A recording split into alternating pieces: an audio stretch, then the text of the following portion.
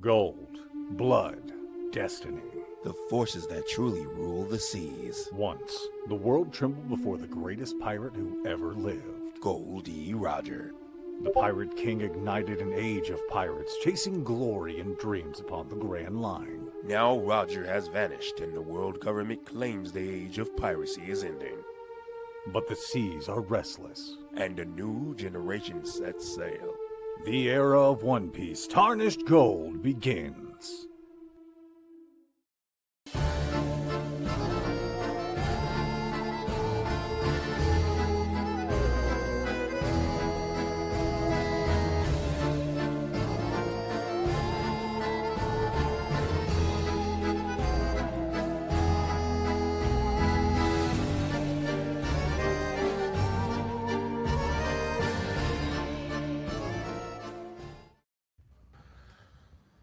Yo, hey, everybody, and welcome to one of the amazing one-shots in the Tarnished Gold universe, One Piece, Tarnished Gold, Escaping Impel Down. This is going to be really super exciting one, but before I get into all the expletives, I think that's the right word for it, the cool stuff, you guys, join the Discord. We have a whole bunch of really cool stuff on our Dark Domain Discord. There should be a link below. You should be able to click on it, pop yourself in there. You get to see cool stuff like our live react spoilers, where we post all the art and the cool stuff of scenes and things like that that we are doing during any of the shows, many shows that we have here on the channel. So please join the Discord, check that out. And sub to the YouTube channel where you will see all the VODs of these said shows, even ones that you missed in the past, will be on our YouTube channel at the Dark Domains RPGs. Y'all, we got a Redbubble shop also. So if you like merch and you like cool stuff, go there. And the coolest part of it, and it's not just because me, Teco, and actually I think all of us here are in the yeah, we are, all of us are in the Power Rangers one that Teco's runs, and we all have really cool merch dedicated to our characters. So please just go fucking, it's so cool. I still plan on buying the hoodie for my guy. So go check that out. The link for that is also down below. We have channel points tailored to this each game and each show, and especially for today. All the red stuff helps me. Please, I love you so much. And all the green stuff, it helps them or whatever. But if you don't want us to die, use the green ones. But if you guys want to spend your points on the red ones for bad stuff, spend your points on the green stuff for the good stuff for the players, and make this game super exciting. All right, we have a follower giveaway. We did reach our goal of 150, and we have a really cool thing by the end of this show today. So please stay to the end. Don't leave quite yet. Once we're done with the one shot, there will be a really cool giveaway at the end. We promise.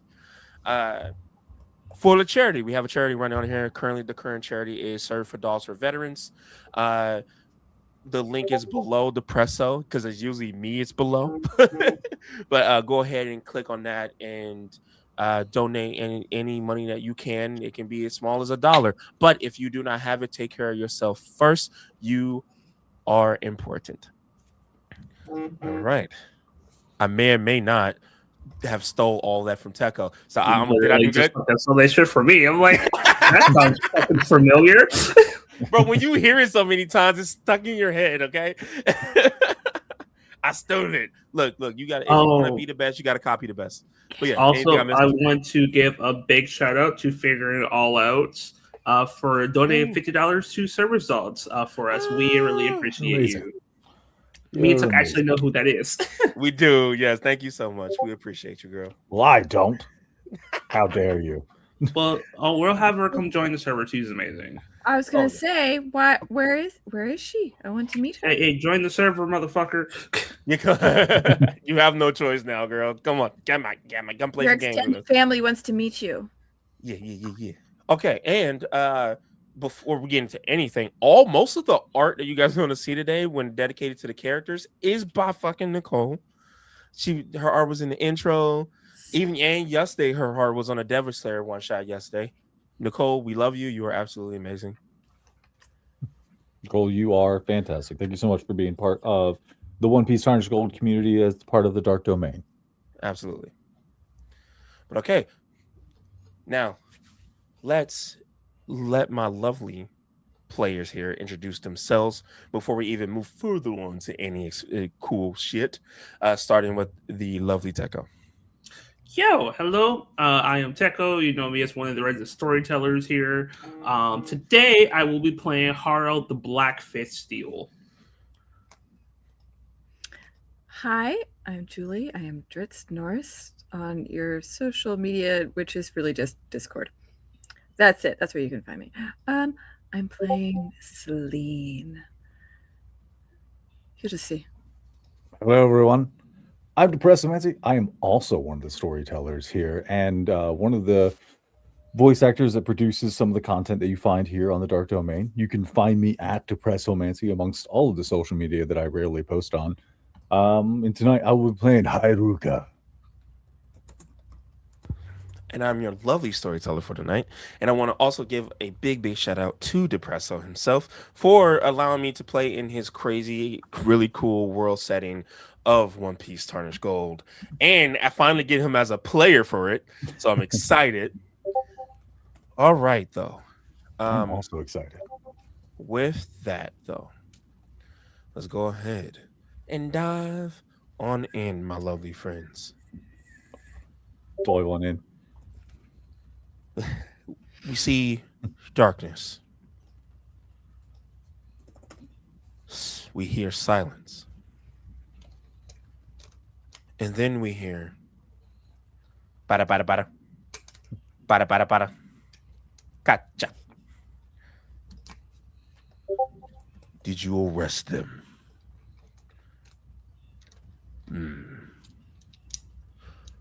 I'm on my way.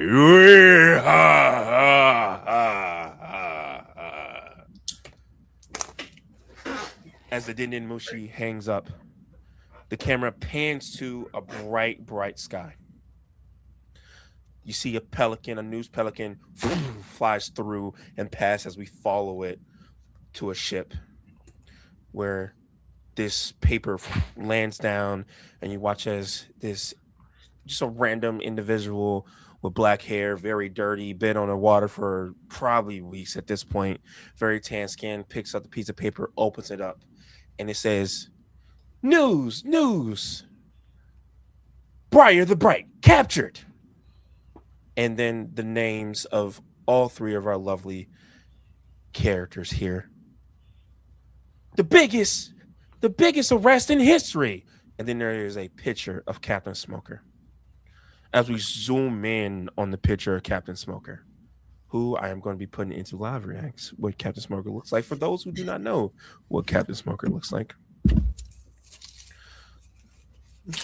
Tackle, I don't know how you do this shit so fast. Done it a lot, so you pick these pictures up so like on here so fast, and I don't know how you do it. As you guys will see on this giant motorcycle,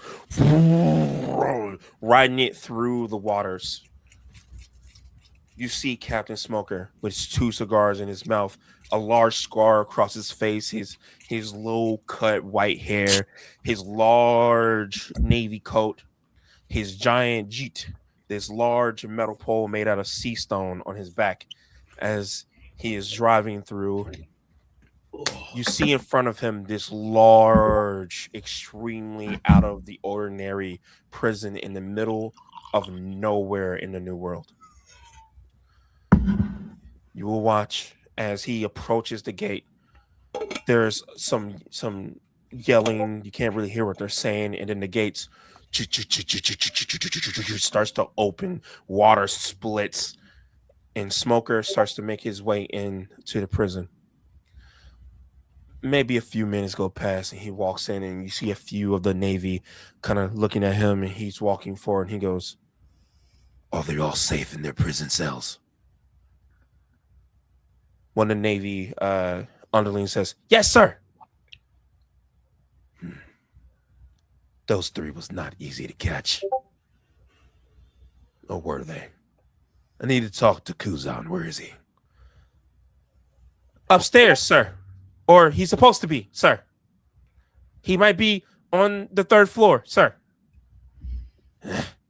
Smoker brushes past as the camera swings down through many floors. You see all the different levels. One level, you see these creatures kind of lurking through.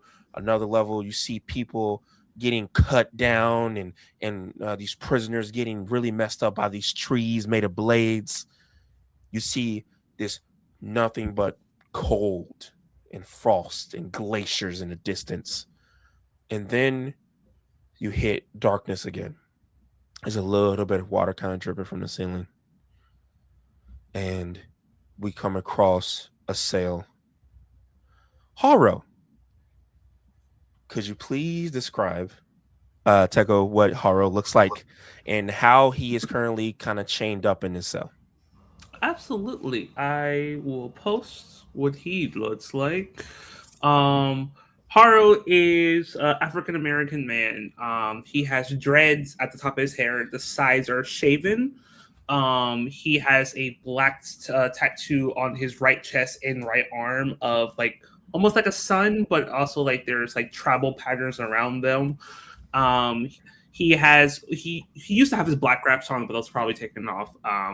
He is wearing just a black outfit with some other tribal stuff on his belt, and there's a little fur hanging off of. He's wearing boots. He looks to be maybe 35-ish, 34-ish. Brown eyes, a little bit of hair here, but and more clean on this side. But he looks surprisingly calm. He doesn't look bothered whatsoever. If anything, he's just taking some breathing exercises. He's not smiling, but he's not sad at the same time. It's just like it's just like not even a poker face. It's just a resting face. And he doesn't honestly look bothered because they probably have multiple different chains all over his body, and he doesn't look uncomfortable. He's just kind of vibing. Okay. The camera kind of stays put on Haro for a second, and then all of a sudden, in the cell next to him, you all will hear.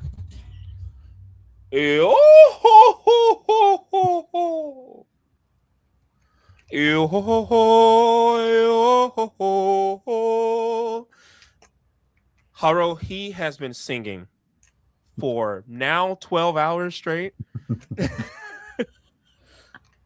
As the camera moved to the cell to the right of Haro, you guys will see. Again, I don't know how you do this so fast. What I usually do is when the player is talking, I get the picture ready, and then when I start talking, I just hit enter. Good looking. You all will see Soul King Brook. Large afro. He has part of his face has been cracked. He is the current captain of the Rumbar Pirates that he resurrected after coming back to his own being.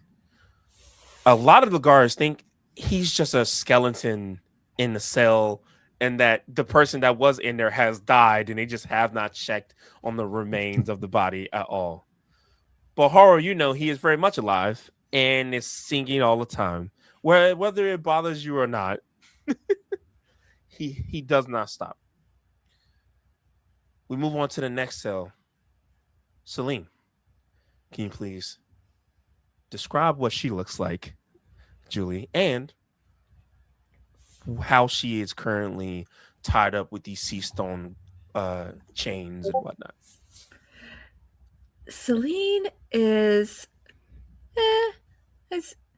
average height for a woman, so she's maybe a bit on the petite side of maybe about 5'4", 5'5", very fit, but with little, miniature curves, and pink hair that is dyed purple at the tips, and she looks completely unfazed.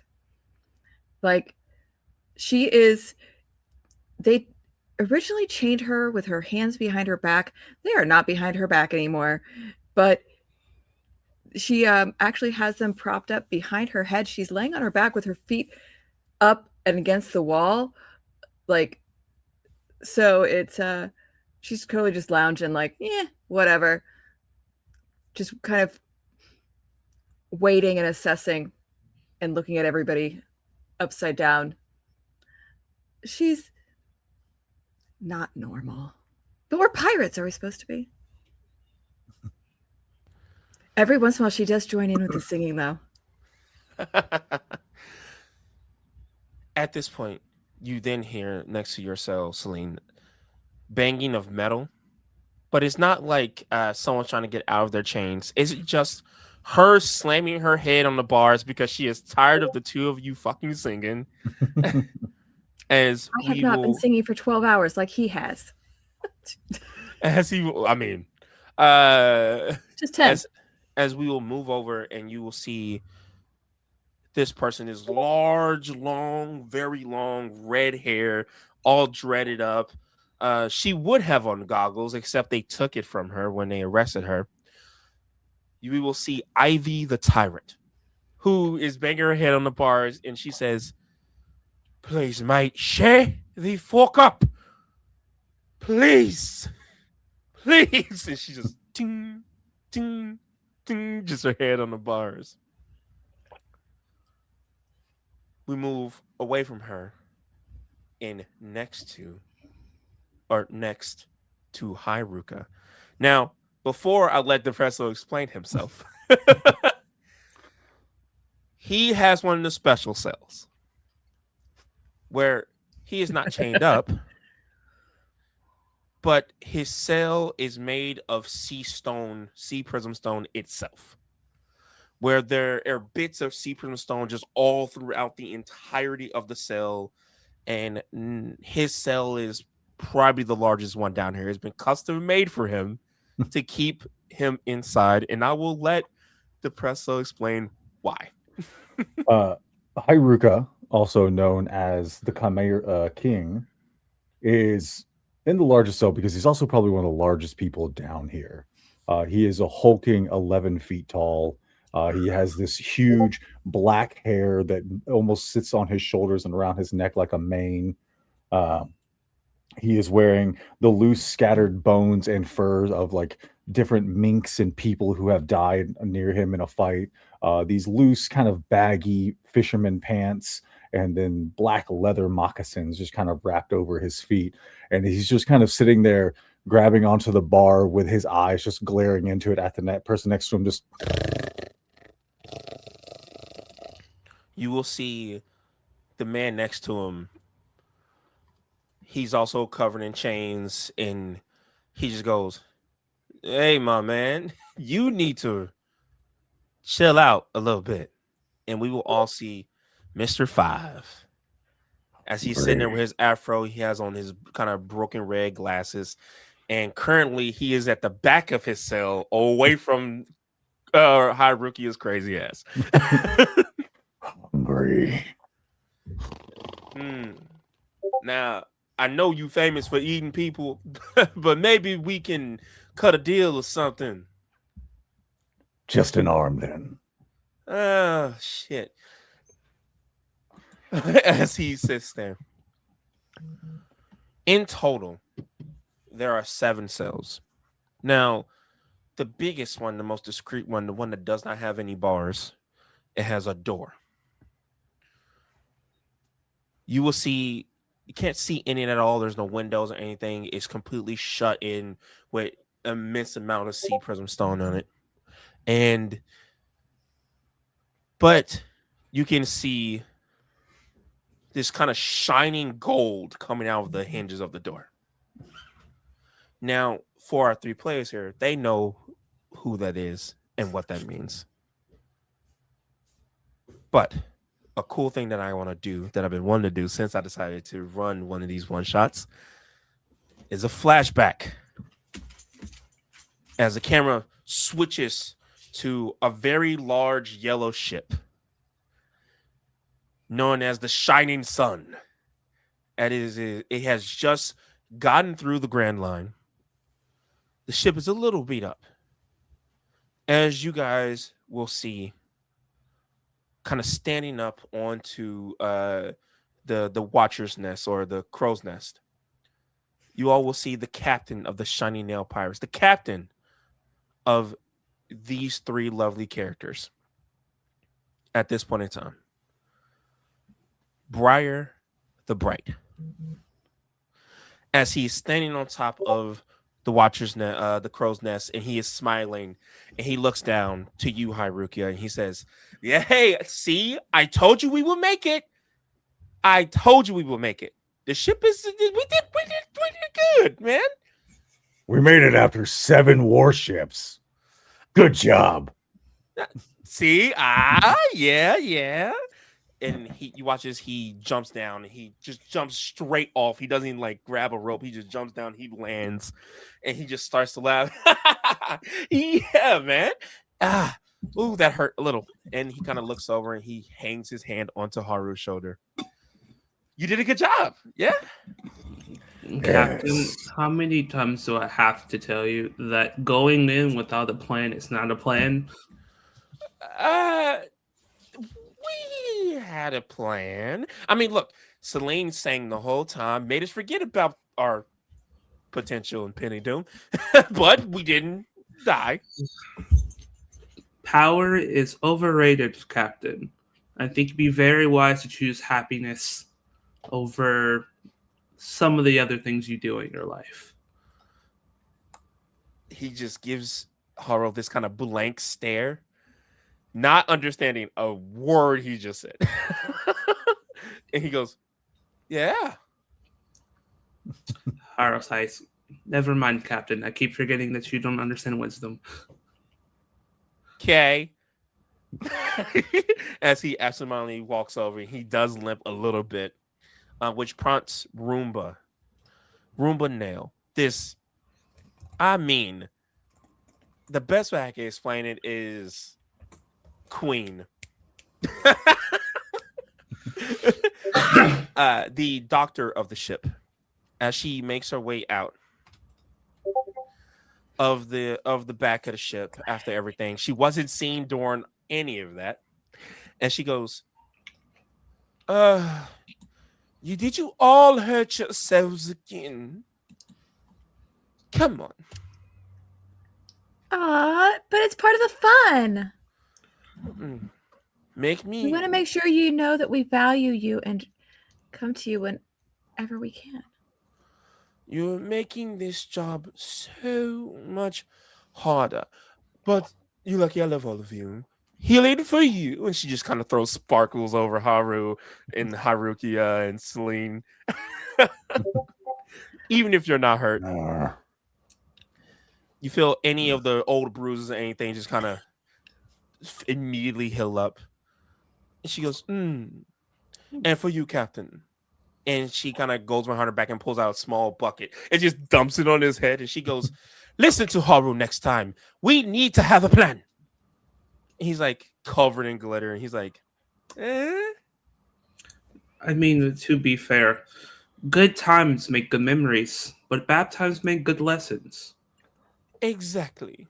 And you will watch as Briar goes, I think I might be getting the wit. And all of a sudden, he just stops talking. And he stands up straight.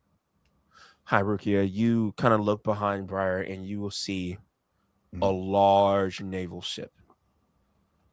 And Briar goes, "That's an admiral, isn't it?" And he turns and he looks out. Good. I've been wondering what they taste like. Well, you know what I say, my friends. No plan is a good plan, guys. And he jumps up on the railing. Size. His logic is flawed, but he's fun. Very much. And he'll pat Celine's head. Just stay close, promise? Don't worry, I'll keep you safe. The camera will pan away and move back through Impel down onto the very top floor, the very first floor, where you will see Captain Smoker walking through.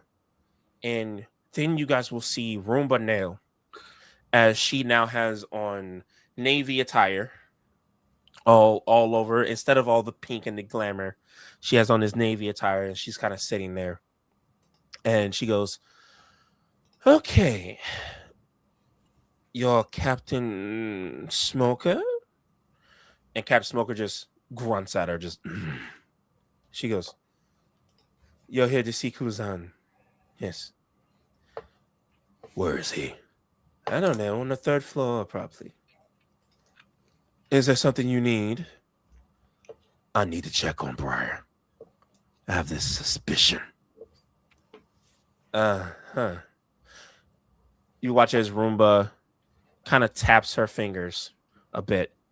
And what Smoker does not see is a bit of glitter fall off and down through one of the vents that's next to her. As we watch as the glitter falls through the vents. And then you will specifically see about 4 pieces of this glitter immediately start to grow in size. Roomba now has the glitter fruit. Part of the fruit allows her to send messages through her glitter to almost as far as she wants. As long as wind travels, she can probably send a letter or a message to wherever she needs. As it goes through the vent, the first person to get one of these glitter letters, as it just kind of floats down in front of you, Haru, and it says, "Time to break out." And so we're now in Impel Down, right? You guys are now in level 6, Impel Down. You are all the way at the bottom where Briar is. Gotcha. So we haven't seen Briar yet. We just know he's No. down here somewhere. You know he's down there. You know Okay. he's like, let's say like half a block off from where you are because you're the first in the front, and you can see his sail shining, but you can't see him. Gotcha. And are we still decked out in like chains and everything? Yes, you have not been released. But the plan that was explained to you all is that Roomba will be getting you all of your equipment and everything. Oh gosh. So are we supposed to break out before or after that moment? Before. Before? Okay. Gotcha. Okay. So is it super dark down here? Yes. Gotcha. So as he sees that and he's looking at all the chains, he will take this deep breath as he says, "Sometimes life is like a dark tunnel. You can't always see the light at the end of the tunnel. But if you keep moving, you'll become at a better place." He's going to flex and just break the chains. As I have the Seas property with my entire body. Okay. He's just all the changes just shoot off against each wall and stuff. And you will hear the singing stop. And then he goes, "Oh, are you all right in there?" He'll start to stand. "Being all right is a choice of mind. Right now I'm at peace. But I'm about to bring a lot of misery to my enemies. And I will walk to the bars and just one-inch punch it." You all will hear this as the cell door just flies off and hits the cell where Mr. 5 is. And he goes, "Woo! Shit, is it a jailbreak?" "You are a friend to be, hopefully. We are leaving. You are allowed to come with. But if you choose to betray us," he'll walk over to the cell with Ruka and just break it and then break his chains. "He will eat you."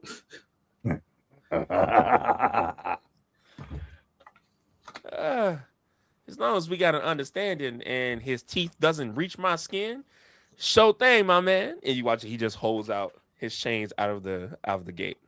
I'll karate chop it. And he goes, "Well, allow me to get the pretty lady out."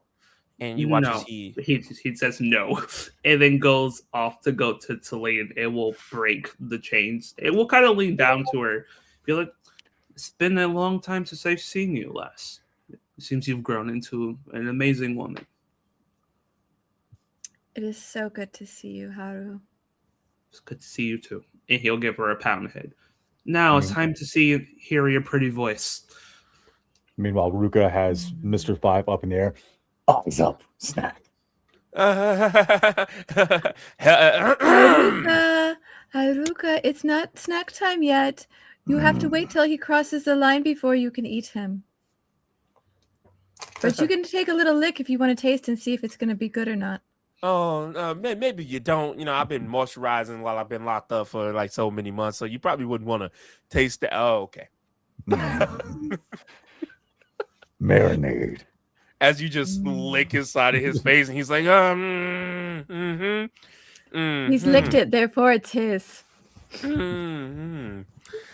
At that He point, claims it.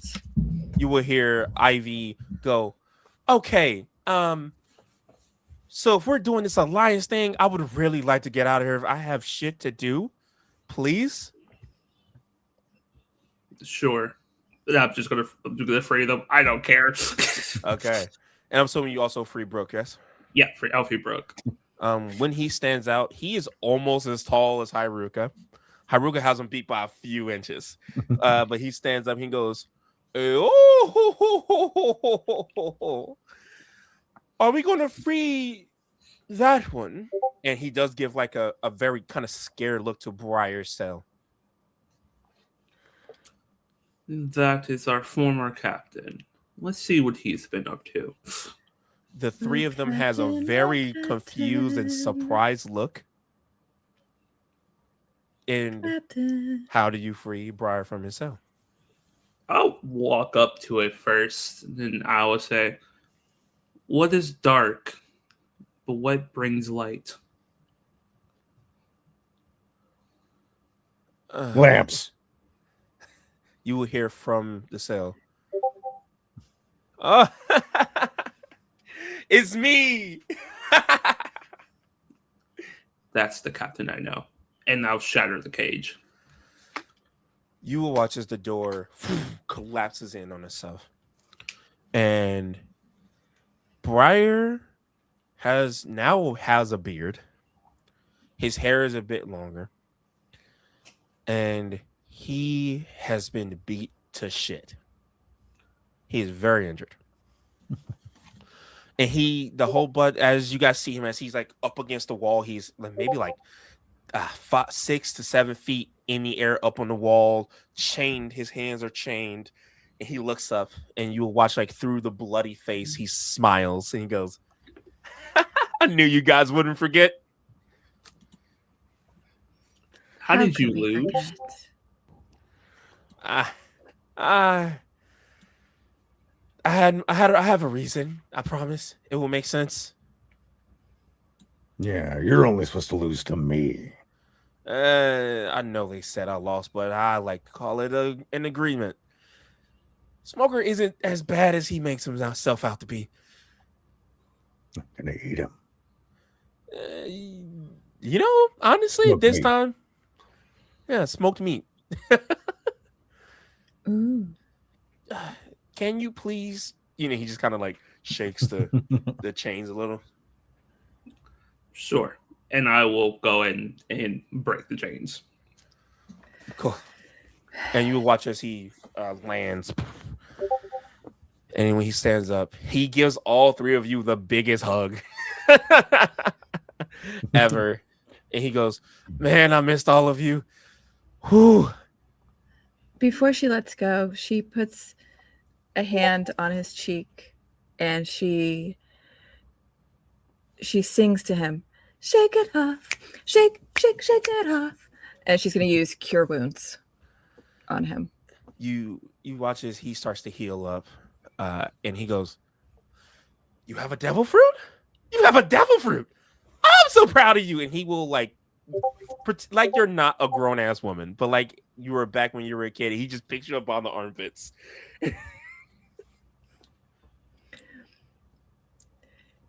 She just is like, feels like she's back to being a kid again. Like when they first met and they first took her in.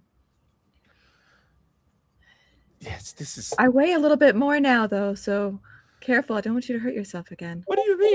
Watch his arms start to like shake. He's like, oh, yep. He goes to put you down. He's like, okay. Well, I also eat now. I didn't really eat back then. That's good. Food is good. Haru taught me that. Food is good. Hey. Meats. I heard you. Don't eat Mr. Five yet. And Mr. Five goes, hey. But the other one doesn't have meat. And you hear, yeah. Brian will step forward and he goes, where is it? Where is it? And he goes over to like a pile and he will pull out this green scarf and he will tie it around his neck. And he goes, all right. So, prison break? Prison break. Oh, yeah. Yes, we're supposed to be getting our supplies soon, but we should probably carry a little bit of a ruckus first. Yeah. Who wants to do it? I mean, I could. I've been locked up, but okay, Rookie. Just don't. Just you know. Yeah. You know what? Go crazy. Oh, you've been given permission. Yeah, I think it's time. All right. What does Haruki? Battlegram initiated. Haruka kind of gets on all fours and just you see his back curl upwards and then he sprints outwards, letting out a big roar. And he's going to tackle the first Marine he sees. You will watch as one of these Marines, just regular day in the prison, walking around the hallway. He yawns a bit. His Dindin Mushi immediately starts to cut off because there's no signal down here. He's like, here we go. Gotta go and try and not get it. Oh my God. What do you do to him when as soon as you ram straight into him? Haruka just pounces down onto the ground and just bites down onto his face. There was a small scream and then nothing. And then you will see about 6 to 7 other Marines that's further down the right hallway. They look and they go, oh no. He's out. He's out. They don't even try and fight. They just run. I will sprint after them. Okay. You get first roll of the night. Can you give me an athletics check, please? Absolutely. You're going to probably end up catching them. When I really like a character, I tend to roll very badly. Uh-oh. Oh, wait. Why is this so tiny? Why can't I see? It's a 9. Okay. Natural 20 for 29. Okay. Yeah. All of you will watch as Harukia sprints off and then disappear around the corner. And then you will hear, please. Did you see blood just kind of fly past?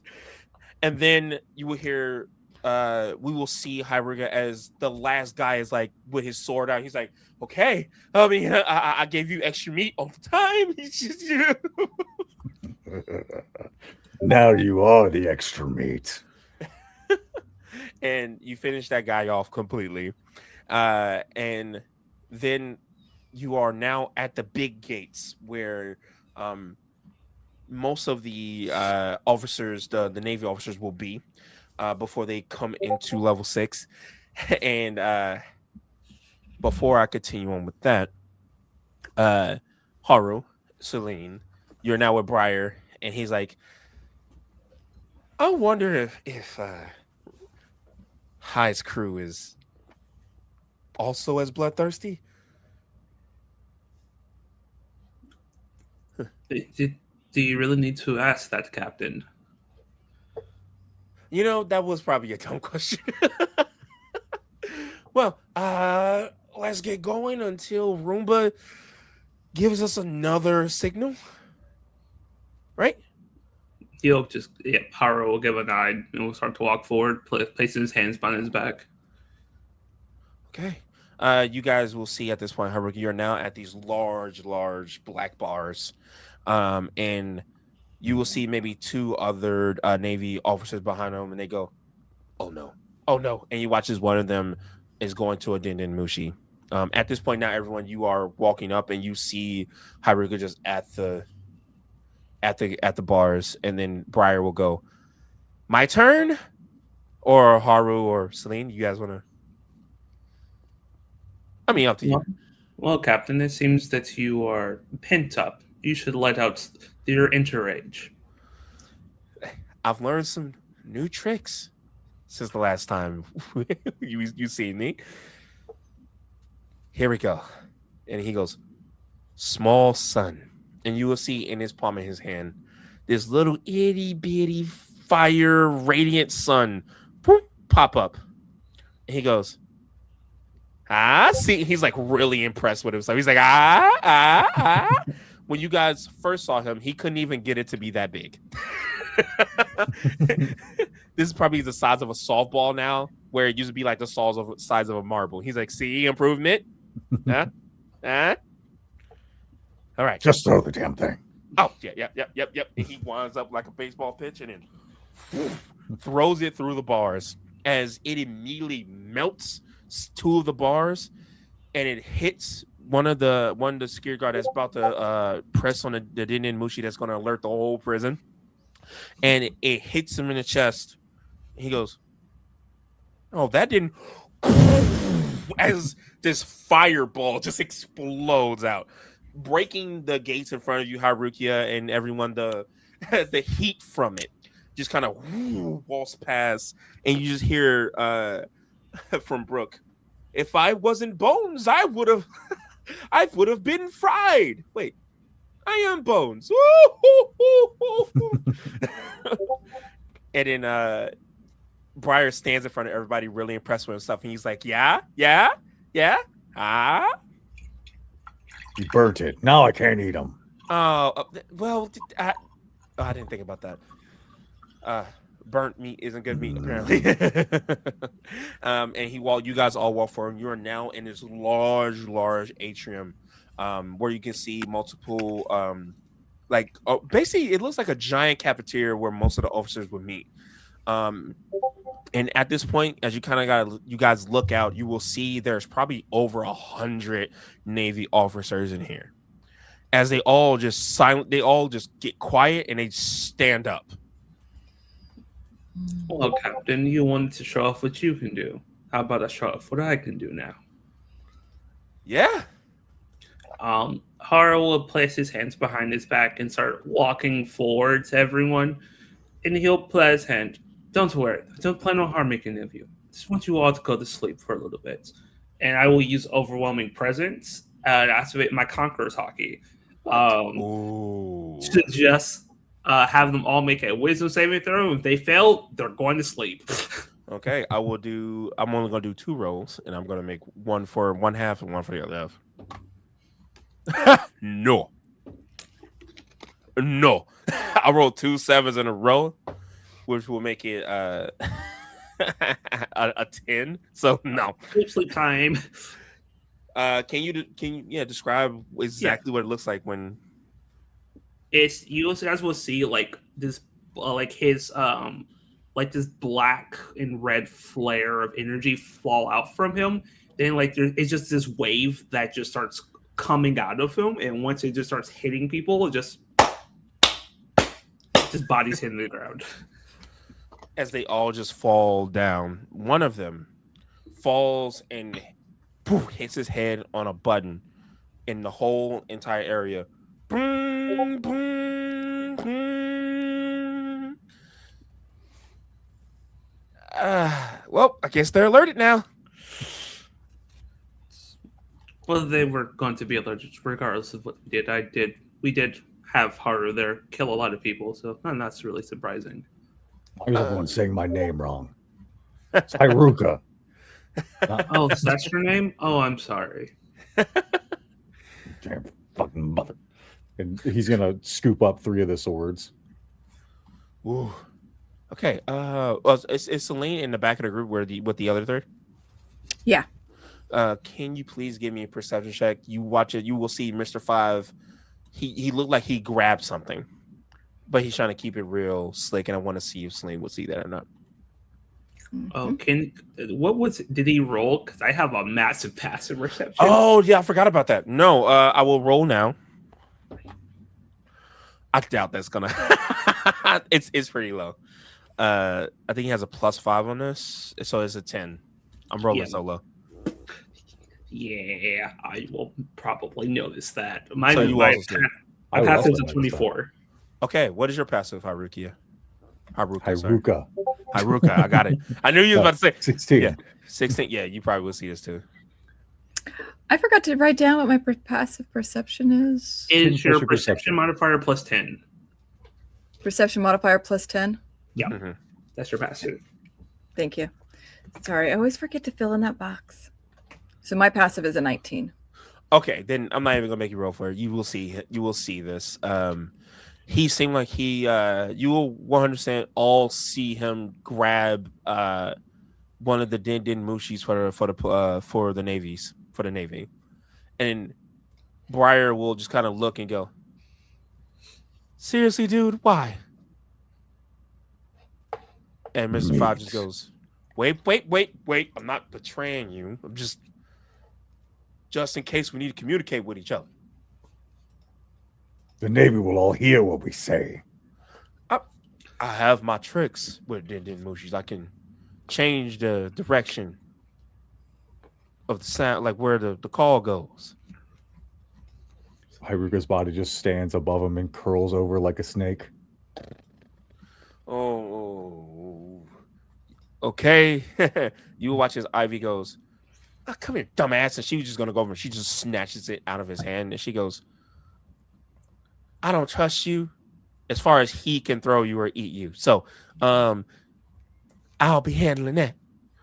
And she will grab it, and then you will see these little sparks from her fingertips hit the Didin Mushi, and you watch as it just goes like limp. And she goes, "Okay, no more shenanigans out of you." And she just throws a Didin Mushi behind her back. And Mr. Five just kind of smiles. Okay. At this point, as all of them are knocked out, all the Navy soldiers are knocked out and sleeping, you all will see these giant glitter sparkles just slowly float down and just kind of land in front of everyone's feet. And then another one will land in the middle of all of them, and you all will see Roomba apparate. Nice. And Roomba, and they kind of step down on all the bodies like it's a drag show, just boom, boom, boom, boom, boom. And then you all will hear, "Hoo, this is a lot." Hello, Briar. And Briar goes, "Roomba, yeah," and just kind of like stretches up, and then goes, "So whose work was this?" "They all sleeping. I thought you would have ate at least a few of them." And looks at Haruka. He points at the cratered hallway behind. She kind of leans over. "Right. Well, no time. You alerted the whole prison, so I made my way down here lickety split, but I can't stay here long because I still need to keep up some appearances, so that way we can get you all out of here safely. But I was trying to come up with a significant plan, and I do have an idea of how we deal with each level." Oh, before I continue that, she will go down and she will find a bottle, and she will kind of lift it up, and you all will see these glitter shapes of all of your weapons and equipment and materials. And she just pours the bottle out, and it all just kind of clatters onto the floor. And you now have access to all your equipment, your special weapons, and everything. Hey, You hey, will when you see do that. it's like covered in glitter and everything still. You watch as Brooke goes, "Yo," and he grabs this like cane looking thing in his violin. And you watch as Ivy, she goes down, she picks up a goggle, and she picks up this big backpack of tools.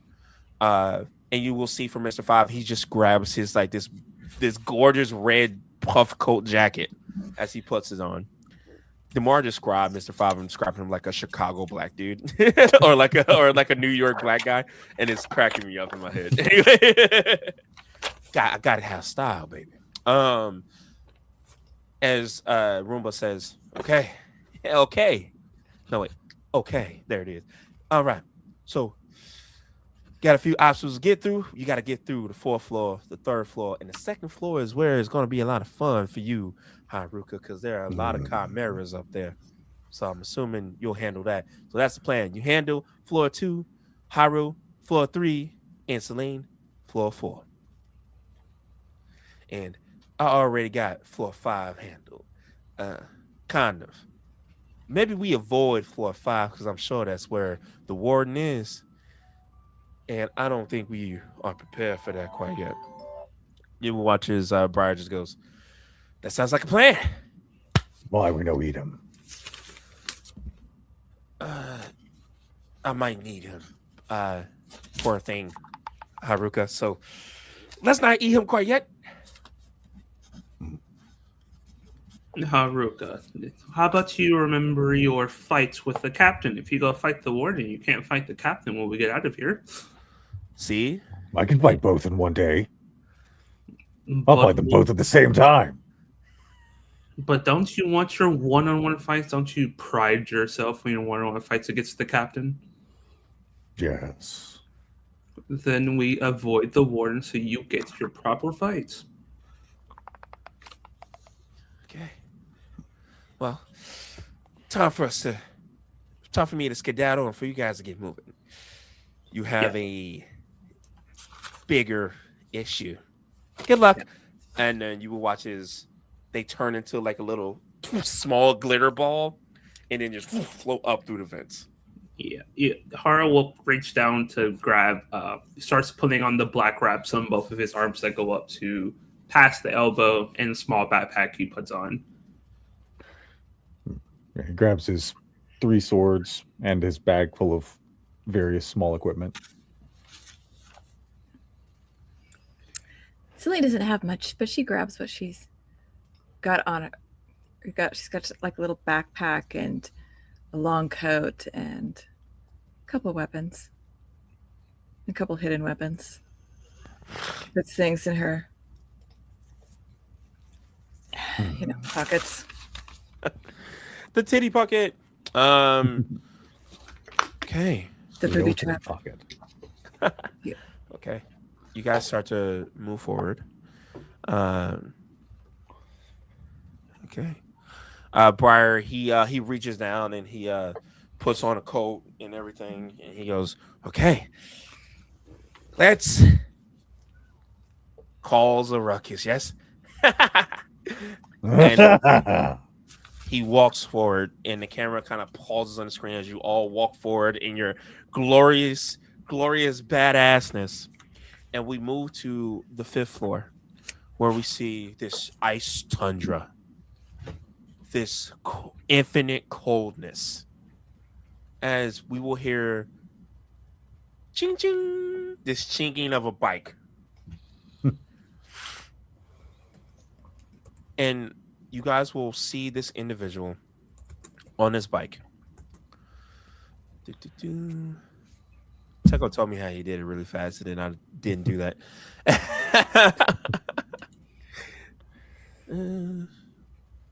Oh no, so sorry. Did I lose his thing?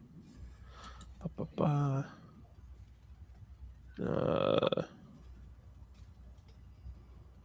thought. Oh, thank you. Yeah, because I couldn't find. I don't think I downloaded a picture for him. You all watch with this large bandana on his head, this amazing coat made out of ice and snow, symbolizing a warden of the warden for Impel Down specifically. He has on his hat, this little tiny little warden hat with a giant star on it. As he is riding this bike, you will just see half his face is kind of frost and ice, and the alarms kind of go off, and he looks up, and you will see this sleeping mask over the top of his head, and he goes, "Man, just one day where I can ride my bike on the lake and just not have to worry about anything." You will see shaking kind of like next to him, this prisoner, as they go, please, Gordon, can I? You have to go deal with that. And he goes, shut up. And he snaps his finger, and you watch as they get frozen into a statue and start to slowly sink down into this water that seems to go on forever. We continue back to our group. At this point, you all have now made it to the stairs that kind of cut through the 5th floor of its entirety, where you will see a whole bunch of glitter paths that's leading you to the way you need to go. You start to make your way up the stairs, and you get to this large black metal door that's kind of bolted in. Briar stands forward, and he goes, okay, I believe, Celine, this is supposed to be your job? Yeah?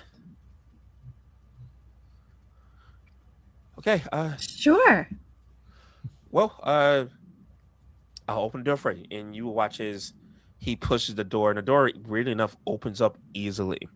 And as it opens up, you will see all of these Navy captains that are kind of just standing there.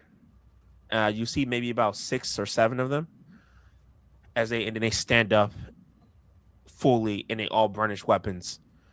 And you will watch as one of them steps forward. He has on this like weird kind of frog looking hat, this gross ass mustache, and he says, "Oh, you are Celine the Sea Witch. We meet again." And it is up to you whether Celine remembers him or not. She does not, but she will smile anyway. Oh, such a wonderful time it is to meet you again. And then she's going to reach her hand into one of her pockets, and she's going to pull out some finger symbols. And ching, ching, ching, ching, ching, ching. So we got a room full of people here, do we? What can we do about that? How hard do we want to hit them? How many of them are there? About 7. It's not terrible. Okay. Let us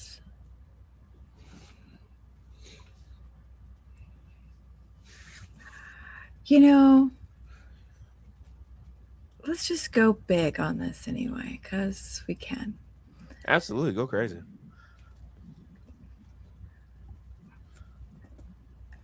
As Julie stares into the camera and reminds people this is only the 2nd or 3rd ever magic user she's ever played, so do bear with me. I don't really know what I'm doing.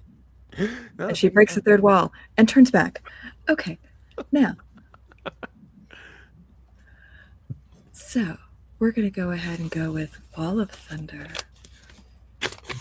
And she clicks her little finger symbols. Ching, ching, ching.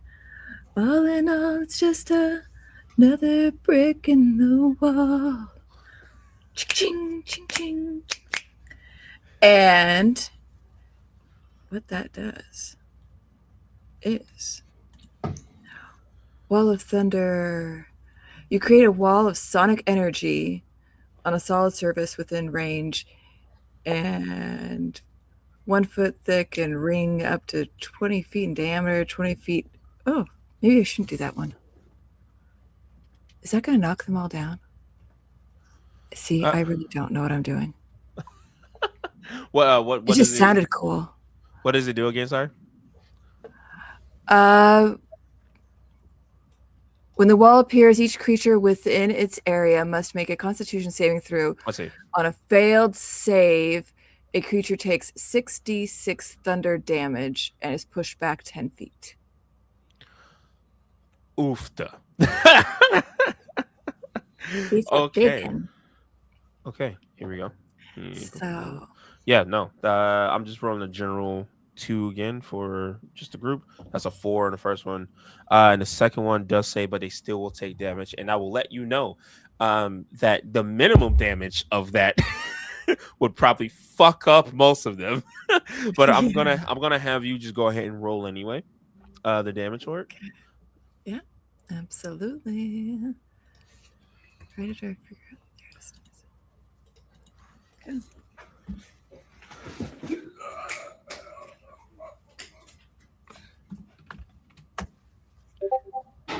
Techo, you're not muted. 15. Oh, that was 15 so is- many ones. That was so many ones. Ooh. That's Oof. horrible. Yeah. So what's 15 On my half? big 15 half, you 7 or 8. 7. 7. Okay. So Depends if you roll up or not. as this giant wall of what does it look like to you? It's like a big wall of thunder, or So this giant wall comes up and it looks like the ocean itself, and just this crashing sound, and then just reverberates like a giant storm cloud, just okay. As it just brandishes out this large cloud and thunder wall, and it hits the guy in the frog hat, and it knocks out at least 5 of the captains as they falls to the ground, sparkingly and burnt. You watch the frog guy; he's still standing, and you will see one other plain looking captain guy next to him that hasn't went down quite yet, and then the frog guy goes, wait. You will see that one of his teeth kind of fell out. He's kind of burnt up. He's like, whoa. I didn't say we had to fight. I just said that you can't leave. But obviously, if you want to leave, you can leave. My thing is that even we can't get out at this point. We're in lockdown. You have to do a stupid thing like singing. The wall is like living. But you love my voice. And if you don't want this to happen again, please go ahead and just take a seat and let us walk by. You say we can't get out anyway, so what's the point? If you would like to save your life, just have a seat. Sure. He just like turn and just sit down. And then the other captain's like, I'm going to hit her. And he just runs forward towards you. You can certainly try. All right. What would you like to do? You can do something. Or someone else if they want to intervene. Go ahead. I was going to say, I have Sentinel. Oh, yeah. Okay. Okay. So if I could make an I attack have opportunity. brothers. Oh, yeah. 100%. As Deal. he runs past you, 100%. Go ahead and give me that attack, bro. His AC is 15. Okay. So I miss on a 1. Uh-oh. But I am going to recklessly attack just in case I can get a crit. Go ahead and get an advantage, yeah. I think you're rolling in the wrong spot, maybe. Oh, yeah, you are. No, you're not. No, it just didn't show up for me. Sorry. No, you're good. You're good. Silly goose. It's a 26 to hit. Oh, yeah. No. You. So what does Haruka do when this dude just run past you to get to her? I think he just sort of appears in front of Selena and puts his sword out, and he basically skewers himself as he runs onto it. Damage. Oof. Yeah. No. He only had 3 health left. As you just skewers him, you will watch his bride go, ooh. Shish kebab. Oh. You watch the guy in the frog hat goes, he was my favorite friend. I am sorry to say, dear, your friend was not smart. No, not in the least. And at this point, you all continue forward, and you get to this giant wall. You don't see any doors. You don't see anything. You just see as this face appears, and it just says, "Hello." Hello. You watch as when Celine sings, the entire wall just glows. Hello, and how are you today? Can we come through, please? No. Why not? There's no answer. What do I need to do? You watch as Tell you that I love you. bars. The the guy in the frog hat goes, you have to put on a concert of sorts. Oh, Otherwise he you have to won't put let on you a through. show? Yes. Okay. What would you like me to sing for you today, dear? There's no answer again. Okay. All right. I've got this. Hold on, boys. She's going to turn around. She pulls out a fan. You're not sure where she pulls these things out of. Like, what pocket is she cut? She thinks for a moment. Sunny days, chasing the clouds away, on my way to where the air is clean.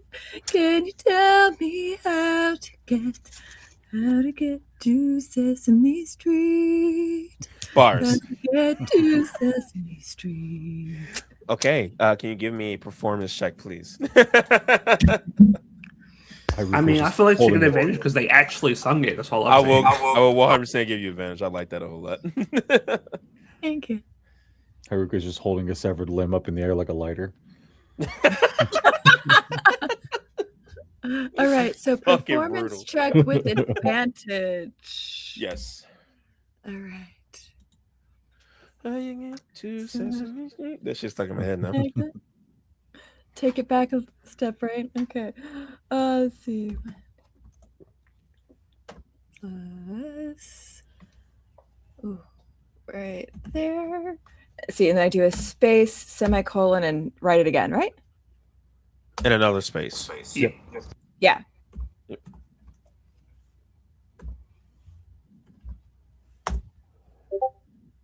God damn. With advantage. Okay. You all will watch. So because you got a nat 20, this will help you in this coming encounter as the wall starts to glow, and you can see the face starts to smile on the wall, and it's kind of shaking its little wall head a bit, and then the eyes and the mouth glows. Once you finish, your performance was absolutely amazing, to the point where even the frog captain is like, "Oh,"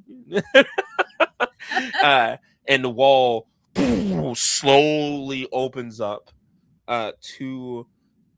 Ooh, so sorry. It should be. How dare you? The wall opens up to blazing hell. As you will see nothing but fire and lava and certain prisoners kind of screaming, and they're like, oh my god, please, as it opens up. And because of the natural 20, I'm going to give advantage on all your initial checks here. But you guys will see this large dragon just roaring down, and looks down, and it hears the singing, and it just goes kind of humming along, but it lands and it has on one of the Impel down hats, and it just says little fireball on the hat. Oh, aren't you precious? And you guys will know this is one of Kuzan's main guards that patrol with him, and when they can't find him, they go and do their own thing. As it just roars down at you, readying up for a fight. Could you all please give me your initiative rolls with advantage? As part of my initiative roll, can I kill the frogman as well? I mean,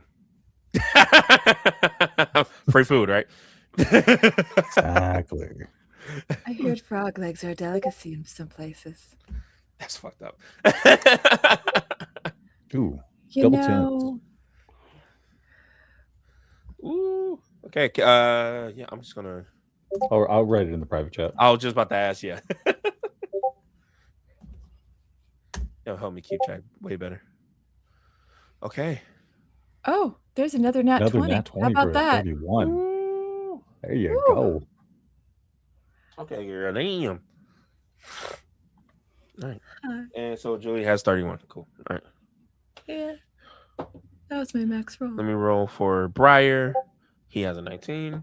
And then the others will be going after. But they will be dealing with a whole different situation. So the way I like to run NPCs that's helping you guys, how would you guys like Briar to be? Would you like him to be attacking or helping? Stand back. Or not at all. I can also take him out of the encounter entirely if you guys want me to. I just have him on. I more mean like have him on support. He doesn't need to fight. Yeah. Support. Oh, okay, support. Okay, I can have him Yeah. support. He is injured after all. He should be taking a step back and letting us help him this time. Okay, absolutely. We are his students. Let us show him what we've learned over the years. All righty. So let me finish writing initiative. That's one of my skills that I still need help with. And then his tackle. Boom, boom, boom, boom, boom. Then it will be Briar. And then Haruka.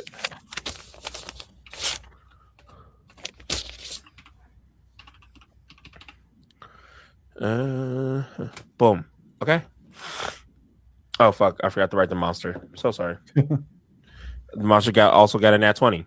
But I'm pretty sure Haro, his his dex is way higher than this dragon's. What is your bonus? Your dex bonus, Tekka?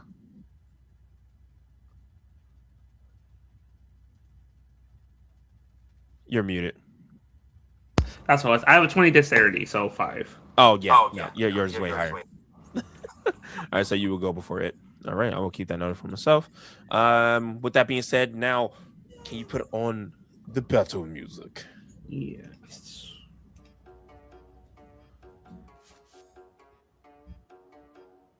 Yeah. No. On a whole rap. Okay.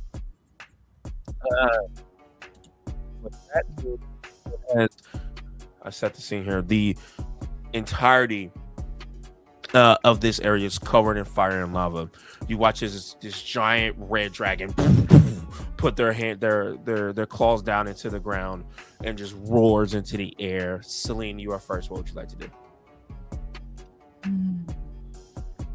I am looking up the name of the spell so that I can appropriately do.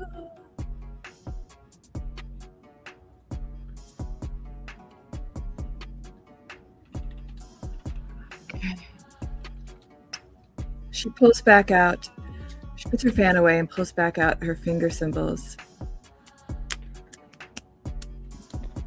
And then she sings out, "Shut to the heart in your tomb flame," and shoots out a psychic lance. Okay. Out of the dragon. Target must make an intelligence saving throw. On a failed save, the target takes 7d6 psychic damage. Okay. All right.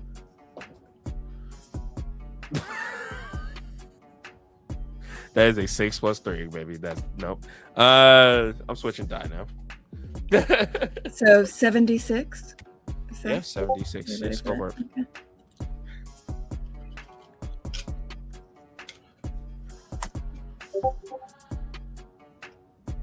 A lot of low numbers, but still 20 points of damage. I'm really low on my damages. We're trying. I have to do big boy math. That's her move. That's what she does. All right. Do you any movement or anything? Do you want to just stay where you are? I think for the moment I'm going to stay here. Maybe move. There's really no pillars or anything she could duck behind, are there? In here, no. It's mostly just fire and lava. But where you guys are, there is like a big like platform you could move around quite a bit. I am going to not be direct center on the platform. She's going to move off to the side. Okay. Just a little bit. Okay, noted. That will end your turn then, yes?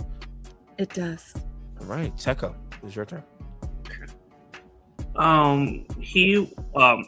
Haro, just kind of looking at this dragon, is being like, he'll kind of sigh as he starts walking forward, hands behind his back, and he will say, "Do you hear it? It's quiet. Little by little, the world's changing. Doubts get in our way." And as he pulls his hand back, his hand is turning this vibrant black as it starts to almost vibrate.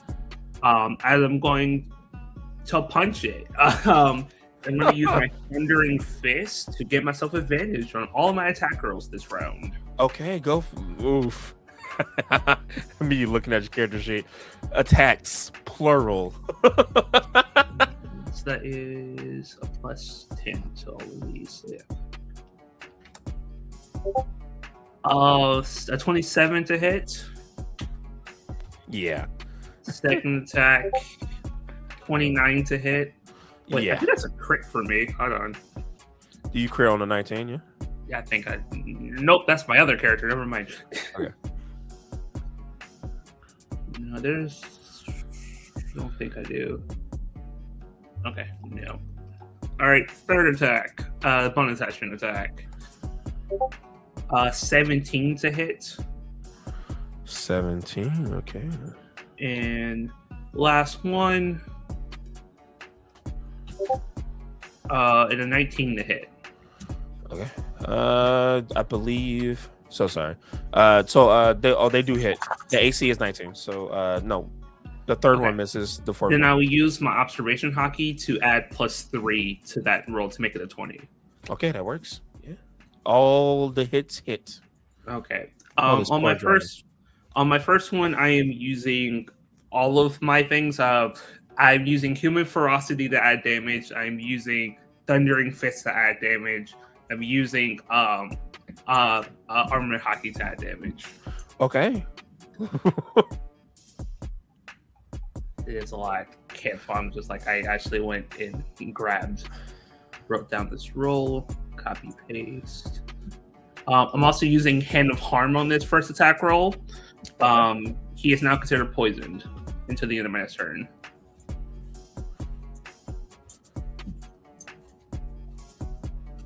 Sorry, I'm rolling a lot right now. It's okay. I will wait and then ask you. Excuse me. What the effect is again? New character. Who this? First one is 44 damage. Woo! I can't do that every time though. So that was just that one. Okay. The other ones are going to be normal. Oh. So 11. 18 on that one. 24 on the third one. And 24 again.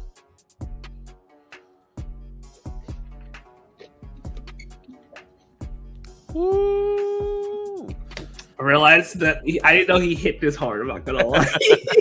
I did not count this correctly. God damn! As well, yeah, no. What does it look like when you jump up and? He doesn't jump. He's just walking as the black fist comes out. As he's doing this, as he will whisper the words "heavy impact" and will just hit one time, and it just repeating the same punch 4 times. Woo. So to everyone else, it looks like one punch, but to him, he punched 4 times. So the first punch, it's like not a huge thud. It's like a small thud. As you see the scales kind of hold up, and you will see the dragon smile. But then Haro keeps punching, and you will watch as the scales start to crack, and then each hit, especially the fourth hit, is the loudest cracking noise you've ever seen. As he just hit concrete and split it in one go, and you watch as the creature kind of and steps back a few steps, not expecting to have been hit as hard as it did. Is that the end of your turn? Yeah. Okay. bringing it to its turn, it did not like that at all. So it will attempt to start to fly. Would you like an attack opportunity? Yeah, I will. I get 2 of them. Oh god. Okay. I also do that. Oh no. Yeah. I also need to give me a con save, please. Okay. Um, Is this magic? no. Oh fuck. Okay. The one thing it has.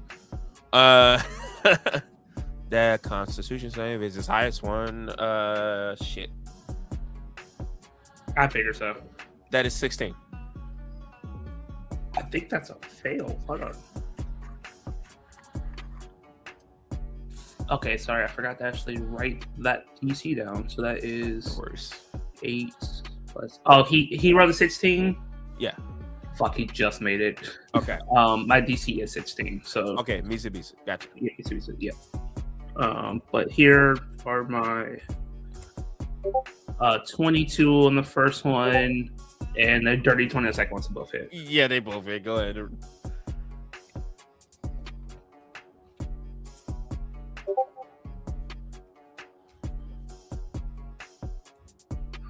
Plus 17 on the first one Okay. and 17 again. 2 17s. Woo-wee. As you slammed into it, as it roars, flies up, you see kind of blood leaking from the blows a bit. And now it is pissed. So it is going to, oh, this is bad. It is going to use its fire breath as it just breathes in. You watch the stomach swells up and in it and just lets out this giant fire breath. Could all of you please make me a dexterity saving throw?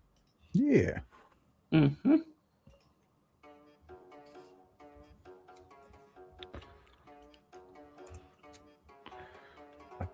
Question: Yes. Can I use one of my devil fruit powers Oh, in a reactionary manner? Yeah. Okay. I'm gonna use a reroll. So, Yeah. hold go on, hold on. Wait, Oof. Oh, wait a second. Oh, you might have a thing. No. Yeah, go for it. I might have a thing. Hold on. So, Well, we also just got to, we're smarter than this. okay. So, Thank you. hold on. Wrong paper. That Someone gains advantage. So, see, at 10th level, resonant harmony. Your music can manifest physically. You can spend 2 fruit uses to create musical notes that can be used as a shield to help block whatever. And you can use it for your allies. These are floating constructs that can shield allies, which gives it +2 AC, or explode to heal thunder damage at 10 feet burst. So I can use it as a shield. So it gives a +2 to the AC.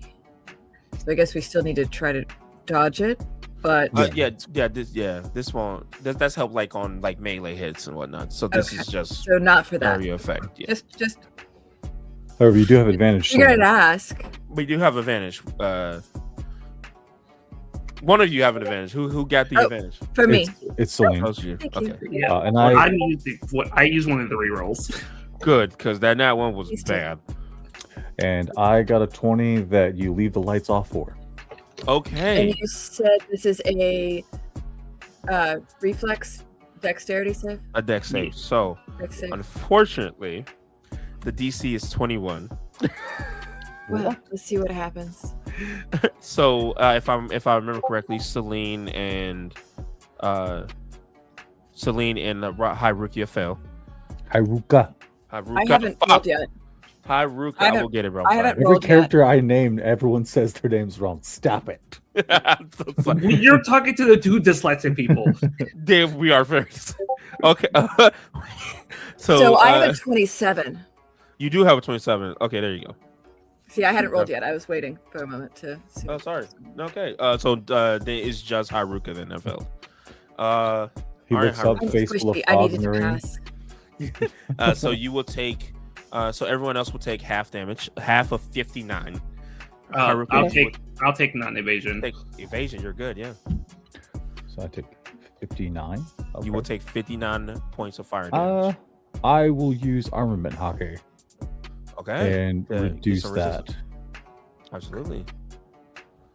Okay. All right. So you guys will then all take half of 59. What is half of 59, please?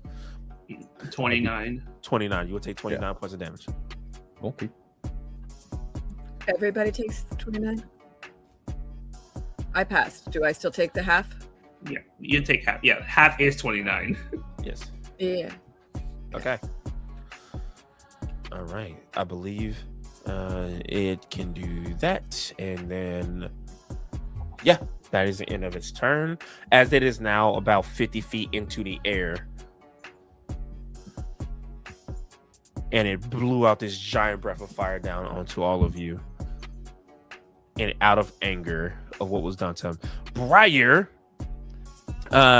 looks at Haruka, at everyone, and goes, "Oh, seriously? All right, how about this? Kiss on the sun." And he will legit kiss his hand 3 times. And he's gonna give you guys some healing. Let me roll for him. Deal. This ability does 3d4.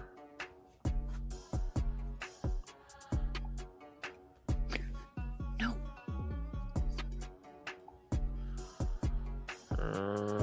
So you all will heal up by 7 points. Sure. And you will have advantage on your next attack roll.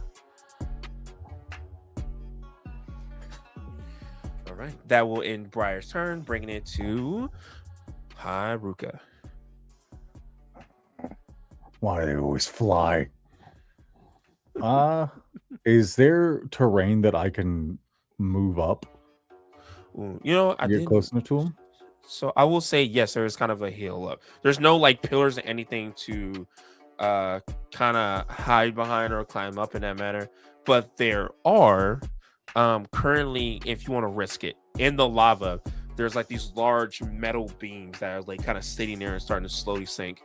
But if you manage to get up on it and run up it in an anime manner, I will 100% let you make the distance and get there if you want to risk it. Risk it? Yeah, he's gonna just like pull out his. I'm gonna go with the lion saber and the goat saber. Okay. That's so cool, by the way. That's so cool. And he's just gonna. I hate flying creatures. And he's going to sprint all the way up the fastest he can. Okay. Firstly, you can give me an athletics check, please. Okay, I get advantage on athletics because I'm now raging. All right. That was the coolest scream, also, by the way. You get that was so cool. By the way, Celine, Julie, I will give you heroic inspiration. I will also give you heroic inspiration for that scream, Haruka. And also, you did a really cool thing earlier, Haruka, that I forgot to give you heroic inspiration, so you also get one too. All right. I got a 22. Oh yeah, you describe it easily as he and clears the jump. And as he clears the jump, heading towards the dragon, Two-Fang style, raging roar. And I'm going to attack 4 times. Okay. And I'm going to recklessly attack, so I crit on a 19. Absolutely, bro. Hell yeah. Plus 13. So I'm gonna have to do this 4 times. Okay. His AC is 19. Okay, missed the first one. Got a 30. Yeah. I got a 20. Okay. And 27. Okay, yeah. So three attacks hit. Okay.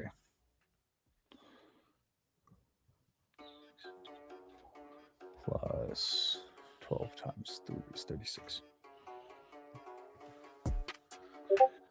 For 49 damage. Fuck. Okay. Is that total? Like all the hits? Yes. Okay. Yeah, that's all my hits all in once. As you just piercing down into it, you feel the blood gush out and rush over. This like kind of dark, just red blood just all over Haruka. Fuck. I got it. We got it. I know. I'm so sorry. I'm doing my best. I keep reading it as Haruka. So sorry. Rukia would be like IA, right? No. Mm-hmm. So also it sounds like Bleach to me. Ruka. Got this stuck. As you, because it's really important I get the right for a certain moment I got planned. Sorry. You all right? Yeah, I'm good.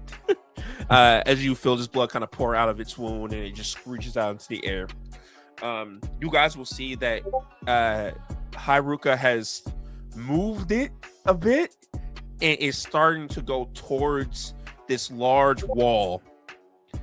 You're positive if it hits that wall, it's probably going to break straight through it. And I'm assuming, Haruka, you are still on it. Like, did you jump off of it all, or are you just on riding? Oh yeah, I am standing on its back, slashing down on it. Okay. All right, that's the end of your turn, yes? Yes. All right, that will bring it to the end of the turn, where you guys will see the other three that came along with you, Brooke, Ivy, and Mr. Five. As they kind of look at this, and Mr. Five goes, "Yeah, they crazy." And Brooke will go, "Yo, we have friends." And as the three of them kind of turn, you will see all these captains kind of run up, and they're like rushing through and moving as fast as they can. And you watch as Brooke goes, "I can handle some of them." And he starts to walk forward, and then all of a sudden he's on the other side of three of the captains, and he just sheaves his blade. He goes, "Freezing song." And you watch his three of the captains, and they all fall and hit the ground. And then Ivy goes, "Ooh, I got a baby for this." And she reaches into her bag and she pulls out like a little mecha looking robot, and she sits it on the ground and she goes, "Have fun." And you watch as the little robot walks forward and it grows in size, and it just bludgeons two individuals. Yes. Forgot about that. I completely forgot about it too. So thank you for saying that. You watch as these two captains just get bludgeoned by this giant robot. You watch as Mr. Five just goes, "I don't got time for this." And he digs into his nose. And he pulls out a booger and he just flicks it. And you will see three of the these captains just explode and fall off to the side. And some of them fall into the lava. He just kind of turns his back on them and he looks at the fight and just in awe, just kind of rubbing his head in the confusion of the absolute strength that these four are presenting in front of him. With that, it is now Dritz. Back to you, Dritz. Back to Sling. At this point, the dragon is now, let's say, 60 feet or so in the air, and it's just is about to slam into the wall. You can tell that where you, the three of you are, that wall is definitely going to come down onto you if Haruka doesn't do something about it, or maybe you don't intervene or something. What would you like to do for your turn? I'm finding the spell.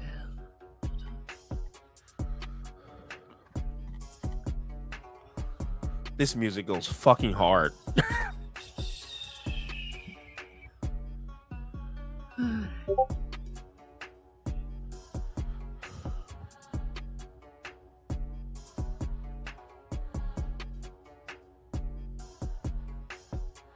Okay. We're gonna try something that probably isn't very smart. She again. Ching, ching, ching, ching. I'm not paralyzed, but I seem to be stuck on you. And she's going to cast hypnosis on the dragon. Hypnosis. Okay. Can you please read what hypnosis do? Okay. You create a twisting pattern of colors that weaves through the air inside a 30-foot cube within range. The pattern appears for a moment and vanishes. Each creature in the area who sees the pattern must make a wisdom saving throw. On a failed save, the creature becomes charmed for the duration. While charmed, this creature charmed by this creature. This creature is incapacitated and has a speed of 0. Oh. Ooh. This flying creature all of a sudden has speed of 0 and can do nothing. Okay. Which probably means it's going to stop flying and go boom. Most likely. But I'm going to aim it so that it's like mostly at. I'm going to aim this little sphere so that our friend Haruka does not within the area of effect. Okay. Just the dragon. All right. I will make a saving throw. What's a saving throw? What's my DC? So I believe that goes off of my DC, which oh man, is pretty sure spell save DC is only 16. So roll low. I got a 15. Oh, that's fantastic. Okay, I got an 8 plus 7. Yeah. So the dragon becomes incapacitated and can do nothing and not move. Therefore, kaboom. Okay, let me look up something real quick. Oh, that's Hold the dumbest. on, my friend. I hope you don't get hurt. So luckily, it is immune to fire and immune to lava. So you watch as Haruka, all of a sudden you're on this dragon, it's flying, you're screaming out in the air, and all of a sudden the dragon just goes, huh? Ugh. And then now you're falling from like 60 feet up on top of this dragon. Hold on, darling. Since it's trying to move out of my threat range, can I attack of opportunity it? It's not voluntarily moving out of your range. And also, it was still in flight. So it's not just falling straight down. It's falling at an angle towards the wall. Like a fucking plane crash. Just yeah. Then as my reaction, can I like grab it and try and pilot it? Tekko, if you're okay with that happening, you don't care. Okay. Nope. All right. Go. Yeah. Go ahead. You can. That's. I think athletics would fit this. That makes the most sense. Cool. It was either that or a strength save, but athletics sounds more fun. I mean, I'm really good at both, so it doesn't matter.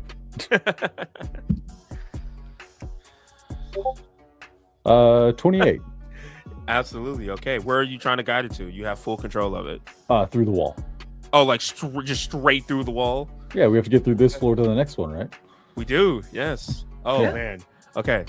Makes sense to me. So I thought the trajectory was good. So the initiative is over. As you watch as while you guys are in in blazing hell, you aim it up. Instead of it going down, you aim it up and the wings kind of catch flight. And you just watch as Haruka is gliding this dragon up into the air as it just smashes through the upper floor and the part of the side wall there, and you just watch the floor from Beast Hell just breach down into it. Can one of you just roll me a D100? Sure. 35. This poor little guy. Well, he ain't little, but you watch this giant boar that was just minding his business on Beast Hell, just walking around, and then all of a sudden there's nothing there on under him, and he just goes, huh? Oh! As he just falls through as this dragon pierces the heavens, the top of this building, and just destroys that part of the floor of Beast Hell. And you watch as his head is just unconscious. There's a giant like bump on his head. And it is kind of basically like hanging off of the wall in the ceiling. Haruka, you can easily just jump off and land on the ground. No issue. This is Beast. This is where like all the chimeras are. Yes. Your king has arrived. And that is where we're going to take ourselves a break here. All right. Thank you all for being with us for this duration of this so far. Go ahead and get yourselves up, get yourself some water, get you some good stretches, and we will be back with some more One Piece Impel escaping Impel Down chaos season. Welcome back, everybody. I'm pretending like I didn't just stuff a handful of cheeses in my mouth before Techo bring it back. Did you know that I got myself some snacks? But yeah, welcome back. Before we get back into it, don't forget we have a giveaway that is happening at the end of this lovely stream here. So please stay to the end. It's going to be super, super fun, super exciting. So I can't wait to see what happens with that. And cool. Also, I want to highlight again. I want to say thank you to Figuring It All Out for donating again. You are absolutely amazing. Thank you again. And with that, we'll go ahead and bring it back to Haruka screaming, "Your king is back! Is here!" I think that's what you said. Yeah. We will cut to a scene of if does any of the characters, you have any way to like fly or get to a place real fast? Yeah, I have a fuck ton of movement and just, parkour. Make your way up there, okay? I have a couple things I can use. Okay. All right. Oh, well, you guys describe that then. Haru, how does Haru get himself up there? It's just like he'll put his hands behind his back and just kind of walk forward and just do a flip here and there. But it's a very nonchalant kind of thing to get up there. Okay. How does Celine get up there?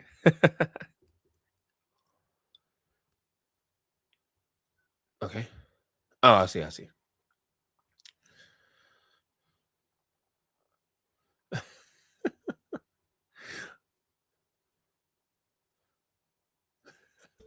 Okay, sorry. The dog was barking so crazy, you wouldn't have been able to hear me anyway. So I was trying to stay muted for a minute. Okay. All right. So, what should she do for this? So she'll use the spell fly. She's got, again with her finger symbols. Ching, ching, cowboy, take me away. Now this girl as high as you can into the wild blue. And then she'll start flying. You see these like music notes like just apparate and just go under Celine and just starts carrying her up into the air. And then you reach the top and you land next to Haru.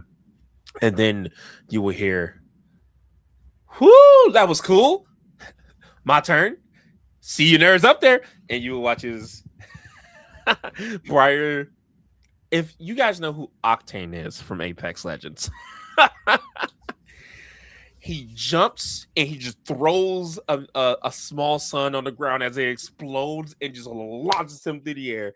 Actually, Selena, she beats you there because he just rockets past you.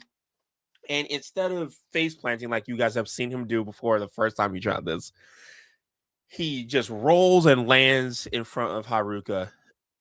And he goes, "Whew, all right. So I believe it's your turn to tame the beast, right?" I'll handle this. With that, you hear the hallways still are kind of rumbling with and lighting up with the red light as it's boom, boom. You will then hear this kind of small helicopter sound. As you kind of look down, you see Ivy's hair. Oh, excuse me. Ivy's hair has turned into like helicopter blades, and she's holding the hands of Brooke and Mr. Five as she's slowly making her way up there. But I imagine that you guys are not going to wait on them. No. All right, Haruka. What would you like to do? So Haruka is going to show off his enhanced state. Ooh. So as he begins lumbering forward, his frame's going to grow even larger. The skin around his mouth and eyes turn to this scaly blue as his eyes change into a snake eyes. His mane gets a little bit longer and it grows into this white kind of color, and then his legs sort of shift from the humanoid legs to these goat-esque legs. I am your king. Show me who's stronger. Ooh, okay. Give me intimidation. Okay, I get advantage in intimidation checks. Oh shit! Which works because I don't have a lot of intimidation because my charisma is so low.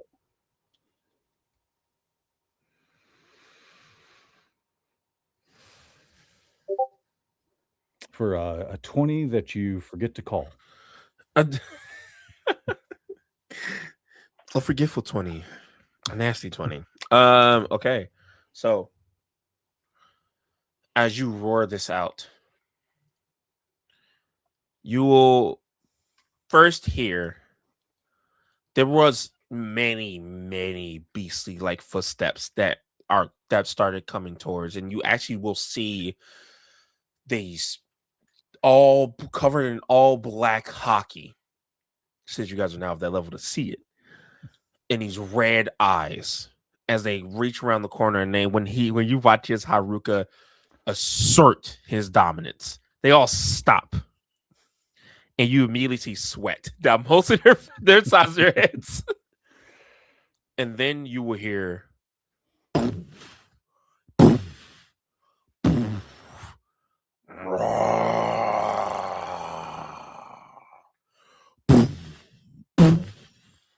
and you will see this enormous chimera, feet almost as big as a boat, as a medium-sized boat. It's towering. Wow, you know what I mean. It is size category gargantuan. You see this large lion's head with 3 eyes on either side of his head. This large goat's head with similar eye patterns, and this large snake's head on the back of it with this similar eye pattern. And as it just steps forward, and actually, Haruka, could you give me a history check, please? Oh, you walked into the right wheelhouse for this one. 11. That is enough. You have met this chimera before. It was a long time ago. It beat you once. Mhm. It is the ex-king of chimeras, as you have now taken that title. As he walks forward, you see his claws covered in his black hockey, and he just towers over you, Haruka. You have challenged this floor's king. What would you like to do? Excellent. As he's going to pull his third blade out, and then he puts the snake one in his mouth. Now, let's do this. Okay. As I'm going to also enter into my awakened form. Ooh. As part of a mythical Zoan. My size category is going to grow again. So when I'm enhanced, I'm large. So when I'm awakened, I'm huge. Okay. And I double all of my weapon damage. Okay, we're gonna do a good 2 back and forth. So 2 rounds of back and forth here. Unless you just do a crazy amount of damage on this first fucking go.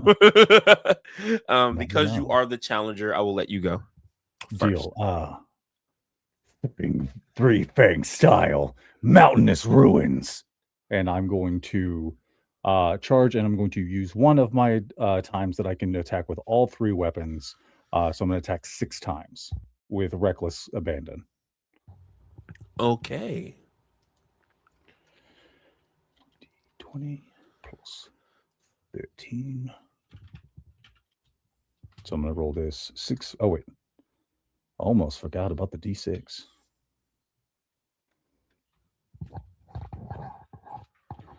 Plus 1 D6. And because I'm recklessly attacking, I crit on 19s. Okay.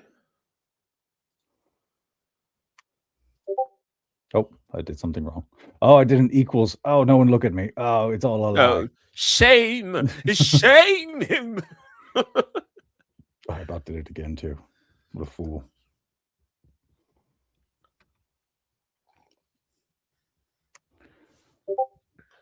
Uh, 32. Ooh, yeah. Its AC is very high, but not that high. 28. Yeah. 33. I'm just gonna forget about my 21 AC that I plays for. Yeah, go. 31. So that's 1, 2, 3, 4. 22. So that was a low one. All right, 22. That still And hits. then- Its AC is 21. God, not a single crit. And then a 23. Yep, that hits. Okay, so that's geez.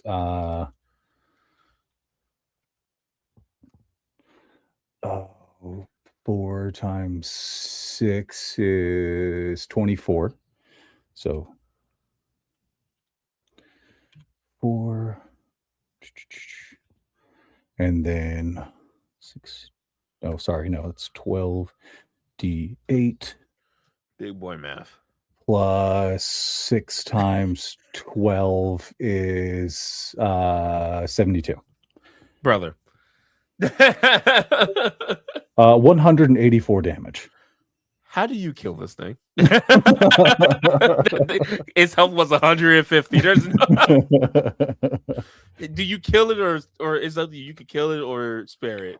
Oh, he 100% kills it. He, almost like a whirling dervish, just begins to slice and rotate up this entire thing's body, ending at the top of its head. And just before its blood all releases from the previous cuts, he takes 2 of the blades and slices its head clean off.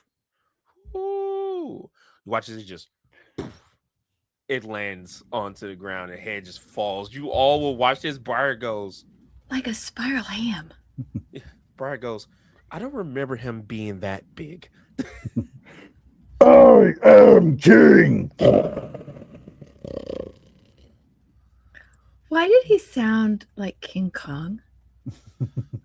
A bit, right? Yeah. Good job, That bud. That was very low damage. Was it? Look at it. all There's the- lots of look- 1s, 2s, and 3s in there. Oh, there is a lot of ones, but jeez. It could have been way worse for this thing. I mean, well, it died. Let me go ahead and just, turn off this monster sheet. What are you about to say, Taka? No, it just Hara is just kind of he just puts his hands together and just his ceremonial way sometimes, and he just nods as expected, and just starts walking.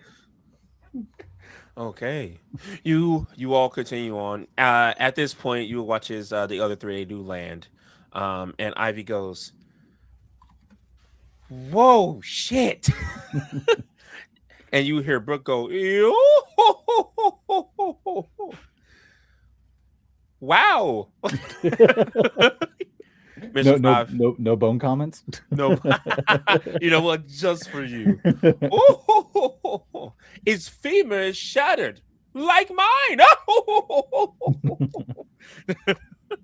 And Mr. Five, he doesn't say anything. He just as you all continue walking. When you guys continue walking, this is where Briar he goes, okay, you three, this is where I tell you why I got arrested. I believe he's here. So Who is here? Well, I found out that I wasn't an orphan. I actually had a father. And he was in prison here. By the highest of government. And he's the reason why I've been wanted all of my life. So I need answers. And luckily for me, today was a day that we're supposed to all meet back up. So shall we go meet? Sorry, go. Is it time to be granddad? Yeah. And you all will see that he is very nervous. He's never hid that from you guys, his emotions at all. It's very obvious when he's sad, angry, or nervous, and he is very nervous. Don't worry. Oh, sorry. No, go ahead. I feel like Haru would be faster to talk. Yeah, Haru put a hand on his shoulder. Life is short, so appreciate it. Let's live it to the fullest. And if you don't like them, I'll eat them.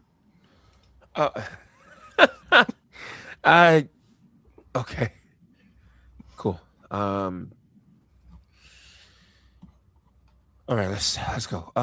You three, you guys can go up ahead. Make sure it's okay for when we come back. You watch as Ivy goes, "Who the fuck? You're not my fucking captain." And Mr. Five immediately, Mr. Five put his hand over her mouth and he goes, "Yes, sir. Absolutely, sir. Of course, sir." He starts to drag Ivy off as she's like ranting and moving and just screaming with his hand over her mouth, like, "Let me go, let me go." And Brooke goes, "Yo, ho, ho, ho, ho, ho, ho. Don't break a leg."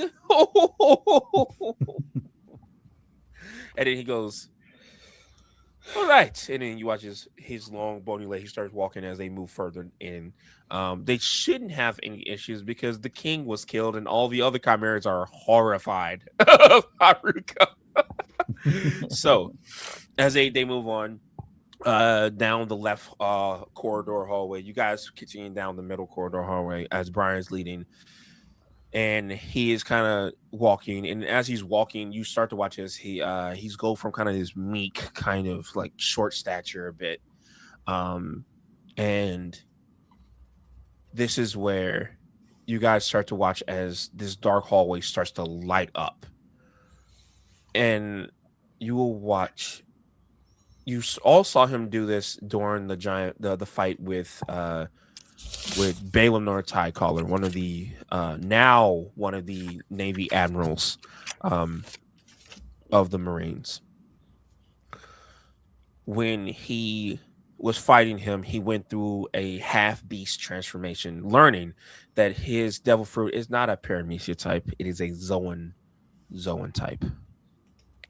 I don't know why I said Zoan twice; it just sounded cooler. He does not know the name of it. Or he didn't at first.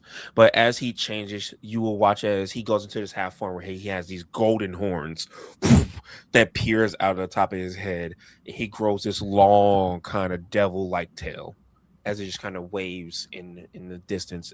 And you guys know when he transforms into this, he becomes a completely different person as he gets a foot taller. He was 5'6" before. He is now 6'6" as he gets taller, his chest buffs out, his muscles gets bigger, and he goes, "I'm leading the way." And he just starts stepping forward, all confident. Like, you guys will reach this kind of pillar type area. He looks around a bit, and then he just looks to the right, and he just pushes on the wall, and you will hear stone just and just moves off. And he goes, "Okay, we got this. I got this." Yeah, and he just turns to look at you guys for reassurance. Let's move. He will give a nod. Okay. You follow him in, and you guys will start walking down another smaller kind of corridor, but this time is wooden, and it seems to be pristine. There's no dust or anything anywhere, like it's been cleaned previously. And as you guys continue on, you actually start to what it feels like you're walking through a very old school Japanese style home.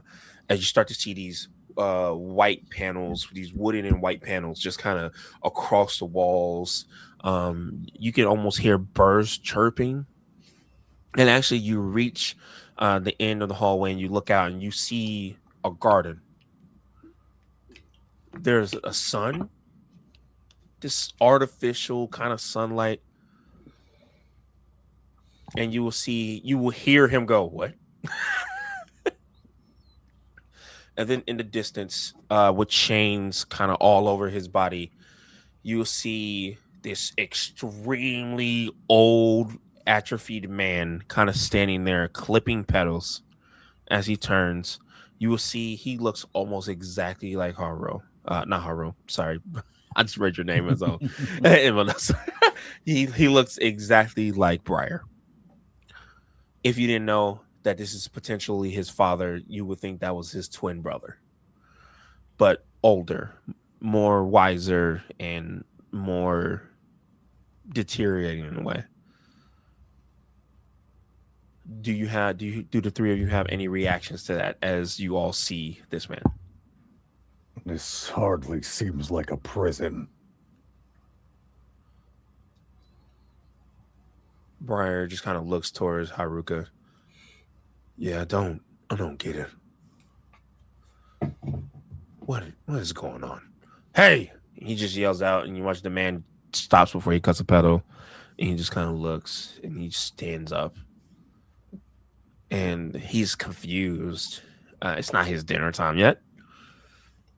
He just kind of looks over, and you all will see kind of like these golden eyes. And then you will realize as he's walking forward. Oh, did I freeze? Am I back? Okay. Yeah. Oh, no, I'm good. Okay. You will watch as he's walking forward.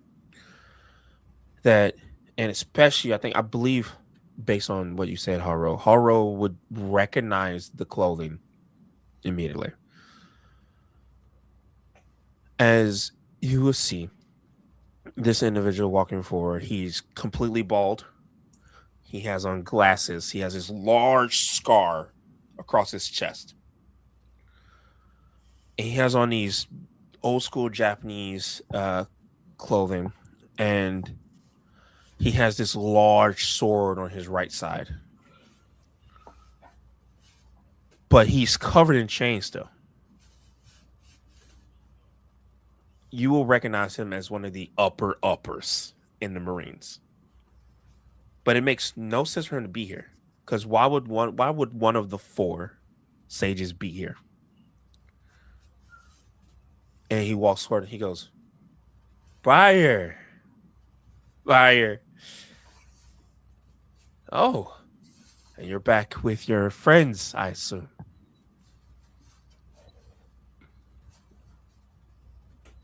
I had a feeling you would find me one day. But unfortunately for you, we can't talk. And Briar goes a step forward, but he kind of pauses a bit and he says, no, I'm not going to do this alone. And he turns to all of you and he goes, thank you. And he nods and then he turns back to this man and he goes, what is my real name? And you watch he goes, the older man says, I guess you've earned that. And you all will hear silence. And then you will feel the ground crack. As it starts to get pulled apart. As Brian goes, no. And he tries to, he's going to attempt to jump it. Is anybody going to stop him or let him do it? I'm going to jump with him. Oh, okay. Any other 2, you guys going to just let them do it? I'm jumping with. You going with? Okay, then I'm assuming Celine will go with too. Okay, could everybody please make me an athletics check, please? Yeah. Is this Celine still flying? Oh, that lasts an hour, correct? Yeah. Oh, Yeah. then you're good. So what would Celine like to do? You want to like help one of them try to get across, maybe give them advantage? Yeah. Who? Who's going to have the harder time with it? Do I get anything for being huge? You're still really big. I don't think you get any bonuses though. I'm not sure. Okay. Unless it I'm just- specifically says like advantage on Oh, athletic checks or stuff like that. I mean, I have advantage on athletic checks, so that's Oh, fine. because of Either way. because barbarian shit. Yep. Yeah. All right, so I'll give advantage then to Haro. All right. Sweet. Can I use acrobatics instead? Yeah, sure. I'm okay with that. 21. All right. Briar got a dirty 20. Okay. 26. 26. Okay. Celine, how do you help Haro get across? I will simply help. He grab his hand and Okay. help guide him across. And drag Make him that across. jump easier. Okay. Make it an uplifting experience. Yeah, he'll definitely just hold his hand out because it's probably happened before. She'll help him and he'll land. He'll give like a bow. Thank you as always. Okay. My pleasure. As what are all your passive perception as this giant just what's the word I'm looking for? Canyon now, just in a split. You can see all the way down to the 5th floor, which is the freezing hell. You see past the lava and everything as it kind of like spilling through this large crack in the ground. And as you guys make it to the other side, you will see his supposed father kind of still standing there. And he goes, "You are Briar D. Bright." He goes, D.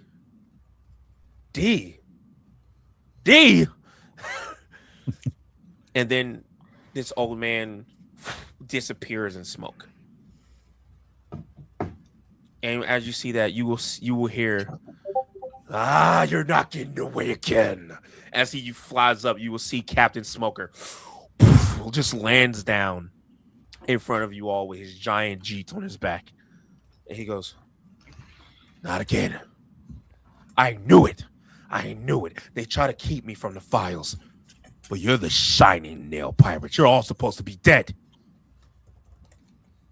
Yeah. You're not going to be that lucky. At this point, the camera will cut and move to outside of the prison, where you all will see 3 big ships making their way towards Impel Down. Starting with Haro, could you please tell me what does the Black Steel Pirates ships look like? Yes, so it is about 2 or 3 times the size of a normal ship. All the railing is made with this blackish looking steel all over it. The head of the helm is a massive fist holding a sword. The rest of it, the sails has like a Jolly Roger. It has a skull with a sword behind it and a fist in the like opposite direction, like this. And his crew are all crazy in their own different ways. Most of his crew picked him to be the captain. He never wanted to be a captain. They chose for him to be the captain, so that's what he is. And they're a little bit rowdy and rambunctious and probably ready to fight. You will see a very angry looking woman make her way up. Beautiful, though. Gorgeous. You all will see this fox woman.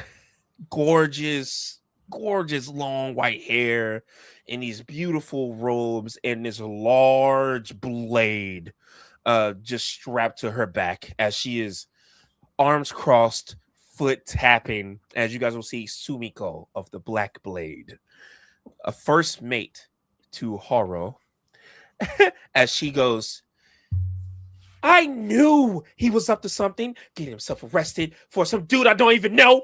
And she's just mad and just stomping her foot, and you can almost see the wood kind of cracking a bit. Next is Celine. Could you please describe what they see as your ship is now next to the Black Steel Pirates? Celine's ship is a very elegant looking vessel. The at the front of the prow, there's the image carved into the wood of a siren. They are sirens. So it's this beautiful woman coming out of the water with waves crashing around her, covering all the right places, just enough. And on board is this eclectic crew of all women, and you can hear their voices on the wind before you ever really can take a good visual of any of their faces as they all sing their way in towards port. And you notice the speed of the ship is increased with each note. Ooh. You will see. All will see this beautiful black woman, also with long long white hair, these pearls on her neck, a crazy amount of tattoos everywhere. And indeed, you will hear singing, and then you will hear drums, and then you will watch as she stands on top of the crow's nest singing and go, "Hey, calm yourself down, baby. We going to save our captain, and I'm assuming that you want to save her too. So why don't you hold your temper in a little bit?" And then you would hear Sumiko go, "Shut up, bitch!" She just just slamming her foot on the ship still. As you guys will see, for the Sea Witch pirates, you see Man Eater Savannah as she is singing and ready for battle to save her captain. And next to them, probably the biggest ship and the most rumpus, rowdiest ship on the seas. Hi, Ruka. Could you please describe what people see? The Storm's Roar is this giant floating fortress. The bow of it has this beautiful lion's head with a snake that seems to be seeping out of the tongue with goat horns coming off of it.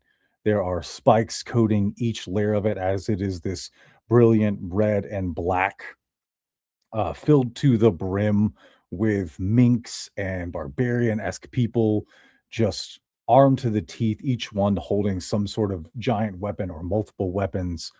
Um, the forecastle of it has like these varying different peaks where people can fire arrows from and stand upon for whenever they breach over onto another ship.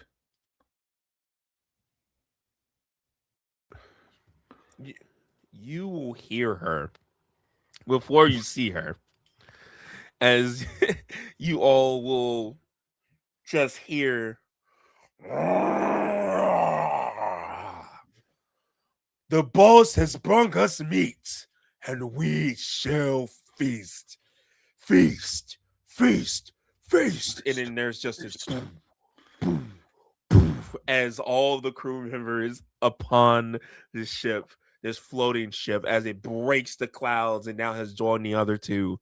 You all will see Saber the Rampaging, this large white tiger mink, as she brandishes no weapons because she is the weapon, as she is just on all fours, roaring into the air, readying herself. You will see at the front entrance, there is just this this shock upon the faces of all these lower Navy uh uh members, and they are just Navy Marines, and they're just like, what do we do? And I want this to be so fun. I'm so excited for this part. Could the three of you please roll me a D100? Your goal is to try to either get like mid or higher. 67. Okay. 67, that's good.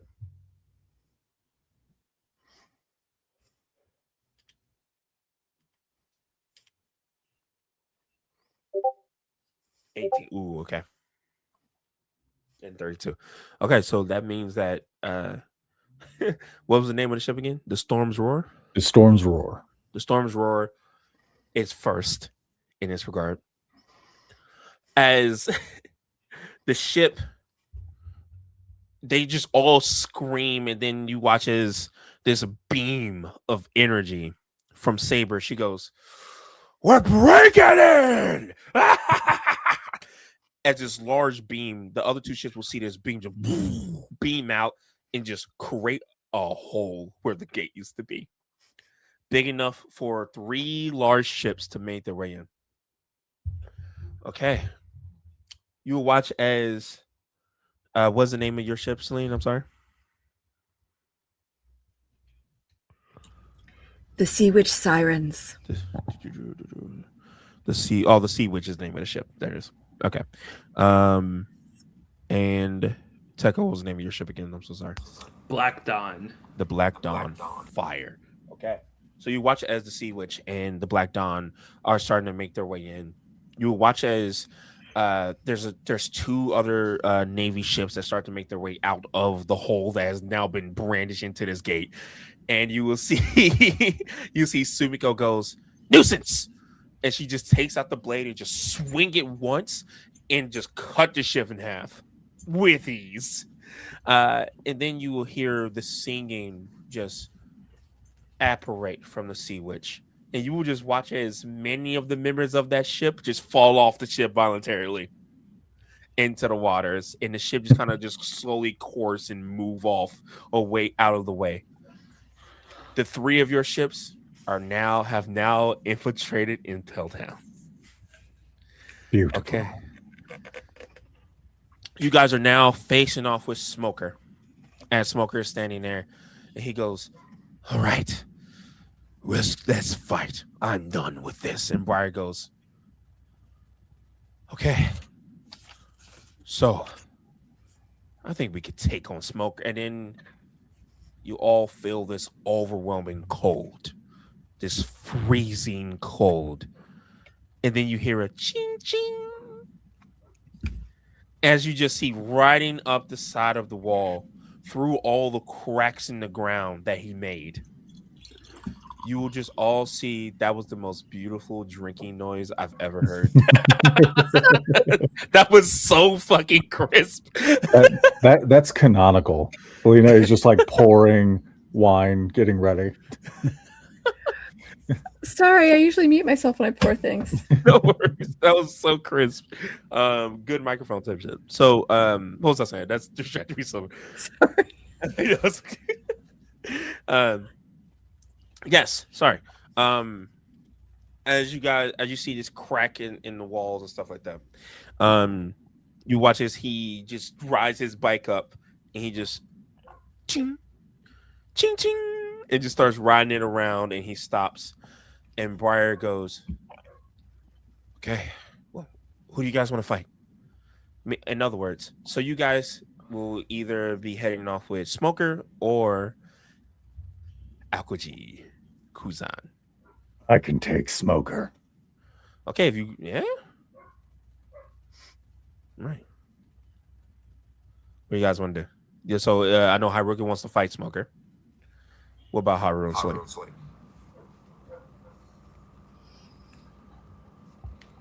Haru, what do you think? Well,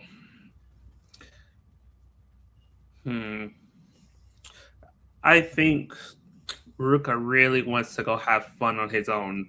If he needs backup, he won't ask for it. So let's go find a Kanu. Okay, I'm with you. So 3v1 with Kuzan and 1v1 with Smoker. Oh, fucking K. Let's fucking go. I'm so excited for this. Tekko, if you could please bring up this fight's music. Before she heads off, she is going to look over at my thing is not doing the thing. I can't see her name. Haruka. Haruka. Sorry, my screen went weird. I couldn't see your name. Just pronounce it wrong. Celine's going to look at Haruka and she's going to say, "Lean on me when you're not strong," and cast guidance. Give him a little boost. I like it. How long does guidance last? I don't remember. It lasts like a round, but since we're going into this, it makes sense. It lasts for a minute. A minute. Oh, that's for a minute. minute. Yeah. So I get an extra D4. And each on round all is of my 6 rolls. seconds, so that's like 10 rounds, Oh, I'm going to technically. hurt this man. Uh-oh. Back your rounds, you've got it for 10 rounds. If each Right. round really is 6 seconds, you got it for 10 rounds, so keep track. Go ahead and could everyone please roll me initiative? All right. I need my first high initiative roll of the night. And I would like to mention that I did buff these guys up quite a bit for this. So have fun with that. 22. 22. Okay. Could you put it into the side just a second? Oh yeah, I got you. Give my magic. No, I will roll for.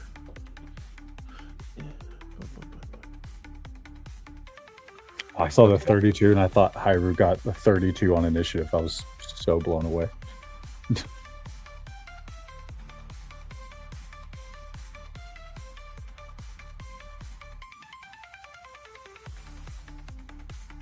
All right, Slim, what you get? Sorry. I have a 19. 19. Can you put it into our little side chat here for me? No, I don't believe in that, but I guess I'll do it anyway. Girl, if you don't. Shit. I'm misplacing theirs. Okay. Hyrule definitely has a higher dex mod than me. Yeah. I wasn't even gonna ask. Yeah, no. That was one of those things where I'm like, yeah, I already know. I don't even need to ask for that one. It's plus 10 versus my plus 6. Yeah, bro. Disgusting. What is his? What? Alert feet, baby. Oh wow. Okay, for the 3v1, he goes first. He has a 25. But Haruka, you will go first. So the way I'm gonna do this is that they go on like before or after your turn. In other words, and I know I could use first. Sorry, go for it. I know Smoker is a Logia, but I have armament hockey, so all of my attacks are considered to be hockey infused. Okay, that's good. Okay. Same for him. Not that you know. Three Fang style, Feast of Fury. And I'm going to use my another time that I can do 6 attacks. Oh. Yeah. Plus 1d6, plus 1d4. I didn't even start combat. You just go on there to it. I feel like Haruki was like, Haruki was said like, I you was take it first. till I fight you. Oh, you are first. Over.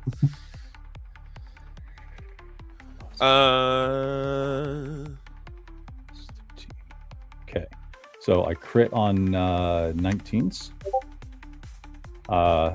30. Oh, that's a natural 20 on my first hit. Jeez. Yeah, go for it. 26. Another natural 20 for a 43. Okay. 26. Yeah.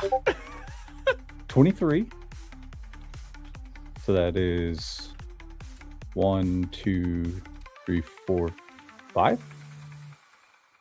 1, 2. That's 5. Okay, so one more. And then another natural 20 for a 37. So do all of those hit? Uh-huh. Okay, so 3 crits, 3 hits. Also, since I crit multiple times, Yeah. I get to do my Masterful Hues. Jeez. All right. Since I think he's the only person here that I can hit. So technically right now my reach is 10 feet because I'm okay. huge. Yeah. I don't know if I can hit Kuzin.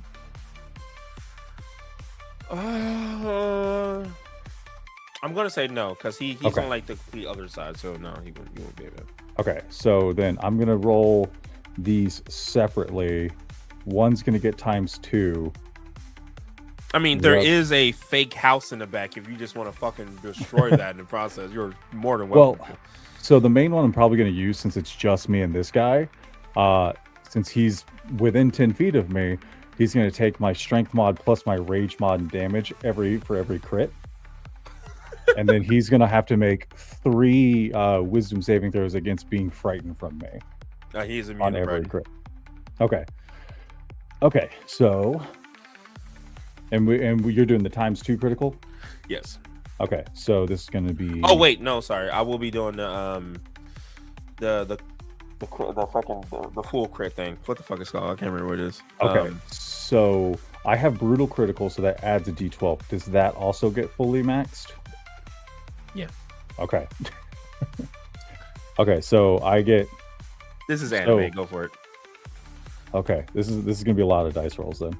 So that's all 6. So it's the same thing as that one. Hold on, I can roll that again, and then add. Oh, where is it?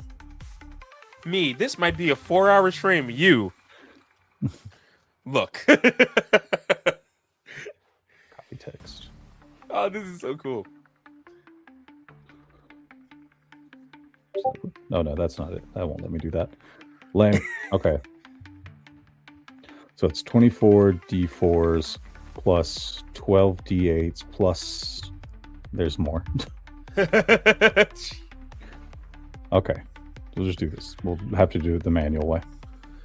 Okay. So I'm gonna have to use one of his like epic abilities already.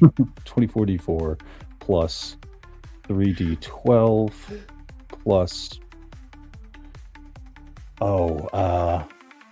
So yeah, it'd be 68 plus 6, 12, 18 plus 90.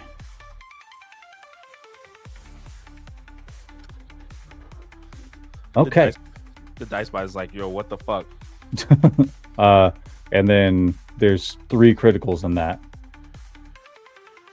for the max damage add-on. Okay.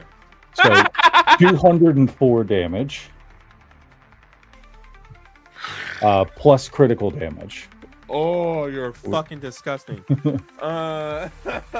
Which would be 12 times 4 is 48, and then 3 times 12 would be 36, so that's 84 plus 24 more for 108 plus 24 more for 132, so that's 336 damage.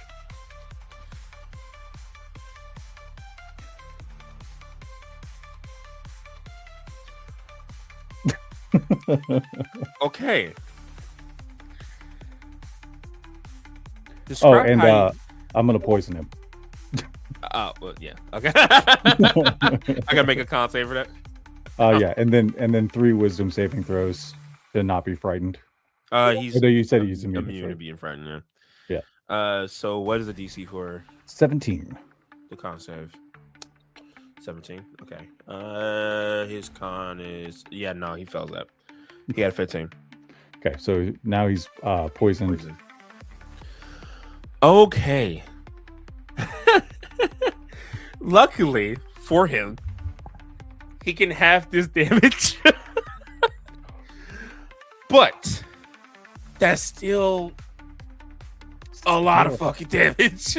Still 179 damage. So, or 169 damage.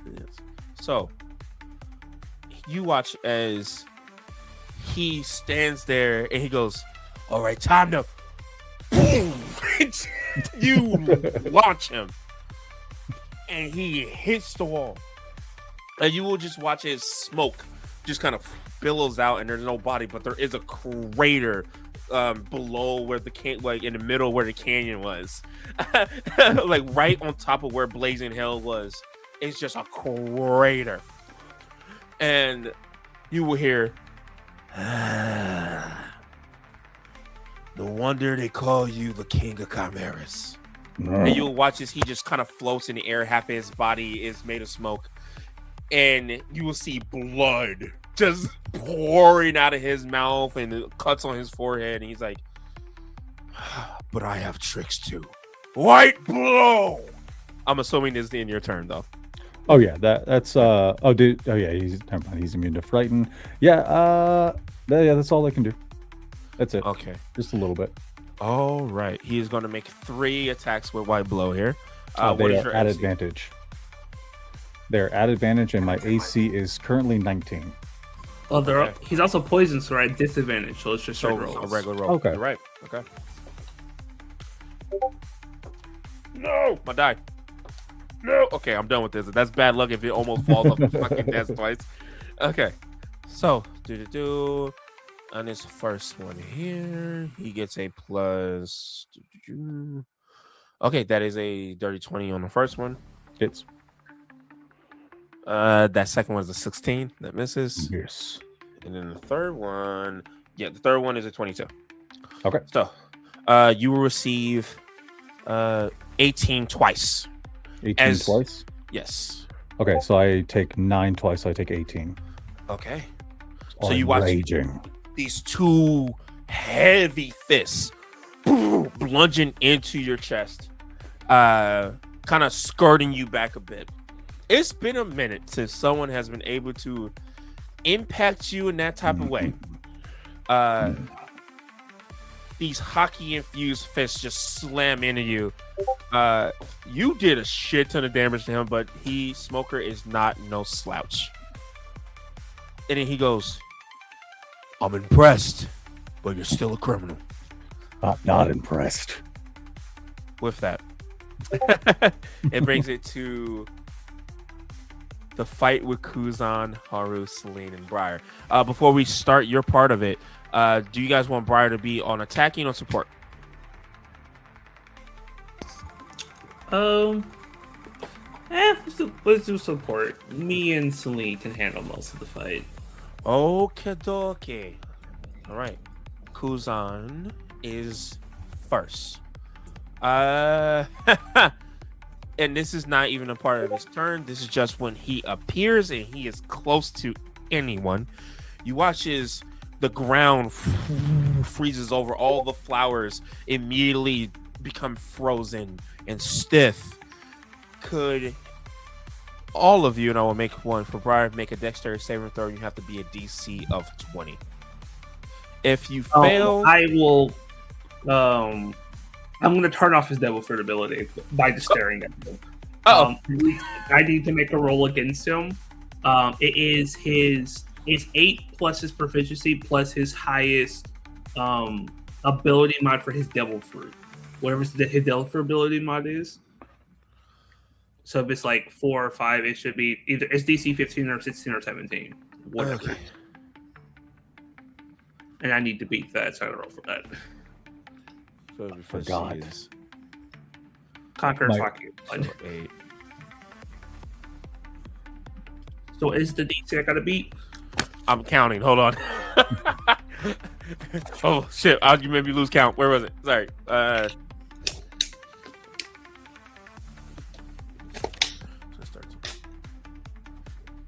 Basically, it's his spell. Whatever his spell save DC is. Dirty 20. So a dirty 20. So it's 20. Okay, I will use a reroll. Okay. And I'm going to use one of my abilities to increase that because I think I need it. Great. Do you have any other rerolls left? Because I can't roll and save my. We had 2 rerolls, so. Yeah, I'll use it again. I'll use the other one. Yeah. It won't affect it just because I forgot when I'm in my awakened form, my dexterity goes up to 18, so my armor class is actually 20, but he got above 20 on both those hits, so it doesn't matter. Okay. There he goes. I turn off his Del for a minute. Okay. Let me see if I have. I'm pretty sure he has a thing for this, but I don't remember what it is. Yeah, it is called Crushing Will. As a reaction, when I see someone using their Devil Fruit ability, I can overwhelm them. I beat their DC, so if the they just can't use their ability. They can then they can make a saving throw at the end of their turn to not be affected anymore. Okay. I'm trying to see if this just affects the aura, because it's not a thing that he does, it just happens. But It just turns off his ability period. Okay, that's pretty cool. What does this look like when Haru activates this? It just, he focuses high. There's black sparks that just like imposes, like, only he sees this. He sees like this monstrous aura, and it just turns off his ability. Okay. You'll watch his Kuzan. He steps down and there's no ice, and he goes, "Well, you're interesting. Definitely someone of your name.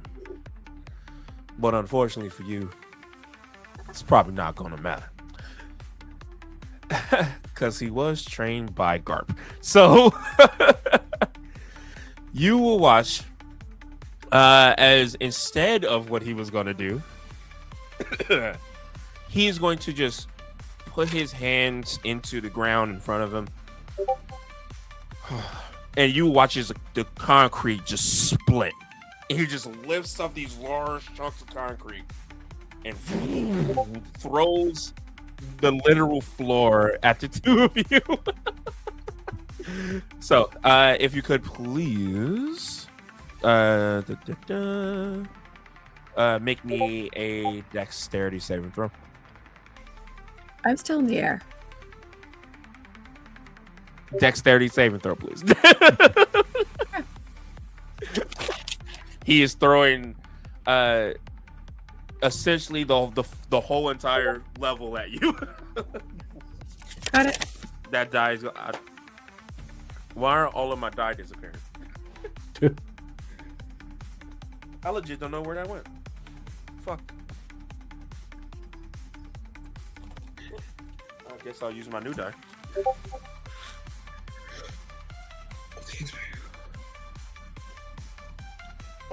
Oh, is a 17 enough to pass, or is it higher than that? It would be 18. Sorry, let me look. Okay, cool. I will use human determination. I can add D4 to that roll. Absolutely, okay. Go ahead, roll that D4. I failed. Even if you get low. Okay, that's a +4 to that, so 21. Okay. All right. What did you get? Celine? I did not pass. Okay. So, and I believe you have evasion, correct? So you will take none of this. Take none. So Celine, you will take the full brunt of, 20 points of bludgeoning. Ouch. As this giant floor just gets flung at you. That is the end of his turn, as he just kind of is now walking, and you watch he's walking, his fists just glow with this hockey. He's at the end of his turn. Is it of his next turn or this turn? Give me 1 second to look her up. Conqueror's hockey. Well.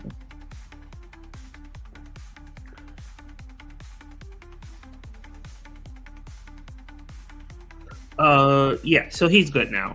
It just at the end of his turn, he's back to normal, because I can keep crushing willing him over and over again. So it's just okay. All right, so I don't have to make a roll or anything. It's just it's now done because it's the end of his turn. I can do it again later. Okay. All right. Okay, so then ice will now start to billow out once again, but his turn is over, so you guys don't need to make that saving throw. Haru, it is your turn though, and he is now walking towards you after throwing a concrete the size of a fucking ship at you. As I see that he hits like my little sister, that actually takes off Haru. His face is still the same, but there's a small vein that pops on his head. As you'll see that he'll start to pull down his shirt, so he goes shirtless, and like his entire body starts to overfill with black hockey as his skin just starts going jet black. As he says, "You've made a grave mistake harming one that I care about. Let me show you the true power of the Black Fist." And he disappears and reappears in front of him as he balls up his fist and says, "Black Impact," and is going to hit him 4 times. Okay. I'm also going to use Thundering Fist against some advantage on all my attack rolls. Okay, don't forget to add, I believe it was a D6. Yes. Here we go.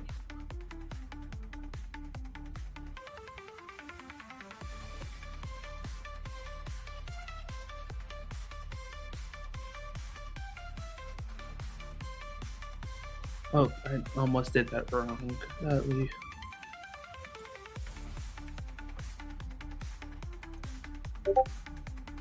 Okay, first one's a 21 to hit. So it's AC's 18, but with his reaction, he's going to use Ice Block. And essentially his shield, so it will go by +5, so that will make it 18. 23? Okay. Then I will use Oscillation Hockey on both of those to make those hits. Okay. 30 yes. and 28. Okay. I would love to crit one time, please. And then, yeah, since it's the final fight, let's see. I'm using Hand of Harm on all 4 attacks. I am also using human ferocity on 3 of those hits.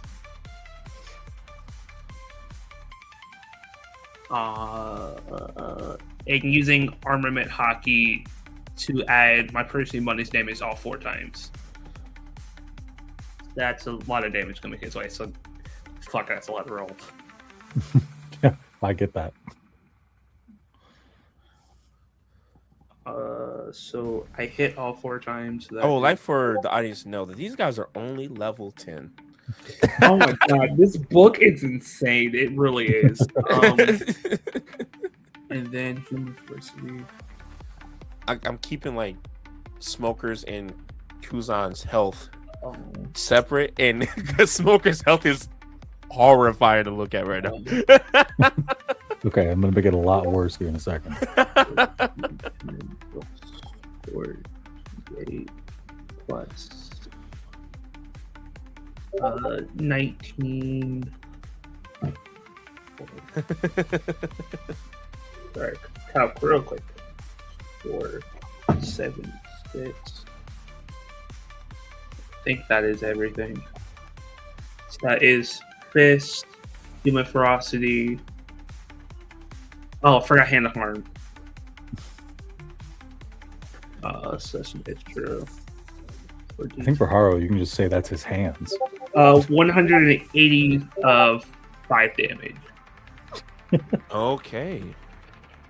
I just caught that joke. God damn it. You said 185, right? Yeah. Okay. I used up a good amount of And resources. they were all hockeyed. Yep. Okay. All right. We got some JJK fights going on in this.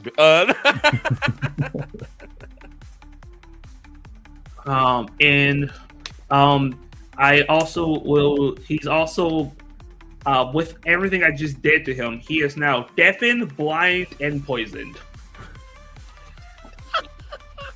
Let me look up his immunities here. Okay, so he is immune to being blinded. And what was the other 2? Deafened, Poisoned, and deafened. Okay, so he is deafened, and he is not. He's immune to being poisoned. Okay. I also will need 2 Constitution saving throws, please. Okay. I need to get rid of these. What's the DC I'm looking for? 16. 16. So that is 11 plus 10 on the first one. And then 10, so 20, 30, 20. 10 plus 10 on the Yeah, side. he passed both. Okay, what were they for? Stunning strike? Yep. I knew it. Because this is the last fight, I would also let you know he is immune to being stunned also. Jesus fucking So Christ. that way you you don't... immune to everything I could do. I just grabbed this from the book. I only changed like 2 things, which was the poisoned. And the other thing I can't tell you yet. But that is the end of my turn. Okay. That will bring it to Celine, your turn. So you before it is your turn though, you watch as Haru step forward, boom, boom, boom, just push these punches into Kuzan's chest as Kuzan kind of tries to slap one of his fists out of the way, but Haru was just way too fast and strong that he barely even touches Haru's arm to try and block it, as this fist just forces his way into his chest and he just takes these hard blows. But every time he takes these blows, you'll watch his Kuzan's body freezes up into an ice block every single time to try and stop some of the blows, even though in reality, behind the scenes, that shit hurt. Celine, what would you like to do? So she's going to do what she did before with the dragon, and she's going... See, I like to use different things, but do I want to keep using the same things over and over again? Or do something different?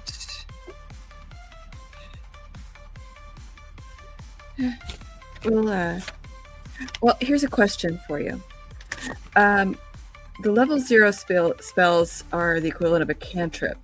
So can I do a normal spell and a cantrip in the same turn? You should be able to, as long as it doesn't have the same action economy. Okay. And then also, can I use Cure Wounds on myself? Like, yes. Yeah, okay. You should be able to. Yeah. Okay, well, that's going to determine what we're doing. So, I'm going to use one of my 0 levels. She pulls out, she's got her little finger symbols out. Let it burn, let it burn. She's going to cast Combustion on... Combust. Combustion. I thought you said it.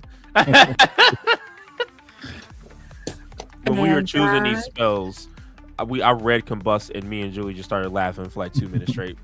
We're adults. Anyway, go. What you So sorry. that's going to do 2d8 damage. 2d8. Okay. Do I have to make a saving throw at all for that? It's... I don't know. I'm looking at it. I'm not really seeing a save here. I think combust might be a spell You attack. cause flames to spontaneously combust on the ground in that area. Dexterity save. Oh, okay. Dexterity save. And this is a magic effect, correct? It is. It's an evocation trick. This is a trick. Oh, he does not get that. I was reading Smokers. Sorry. Okay. What's the save? Not the save. So it's yeah. so my spell DC is a 16. Oh yeah, he blows past that. He has 13 plus 6, so he does save. That stinks. Okay. Well, she's still gonna do Cure Wounds on herself. Okay. Does it? Wait, she should do. Does it do half damage at all? Let's see. I'm trying to find it in the book, but there's just so much. I'm shit. looking at the thing. I'm trying to read through. If it's a cantrip, usually if they just save it, doesn't do anything. Okay. Okay, let's see. Any creature in the affected space, when you must succeed on a dexterity saving throw or take 1d8 fire, but I'm a higher level, so it's 2d8 fire. And if they re-enter, any creature that re-enters that square will also take that damage. So it's going to land on that square. The question is, does he dodge out of the way? You're saying he does, but that square is still on fire. Yep. And so when he does, you watch as he just, like an ice skater, just slides to the left. What hop this time? No. Will Haro get an attack of opportunity because he moved out of the threat range? No. He's still staying within Haru's range. He's not moving like 30 feet or 20 feet away. Okay. Right. So So that won't do any damage on him, but then I will Cure wounds do yourself. cure wounds on myself, and Okay. I'm trying to figure out. Sorry, I don't have all the page numbers written down. No worries. So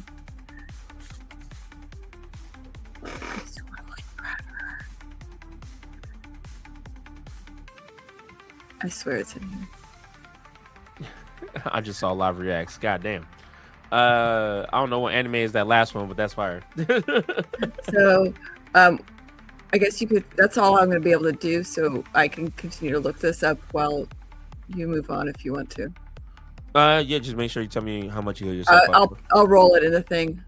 Okay. So Yep. I'll tell you. It'll be Oh, there 1d8 it is. per There it is. spell level.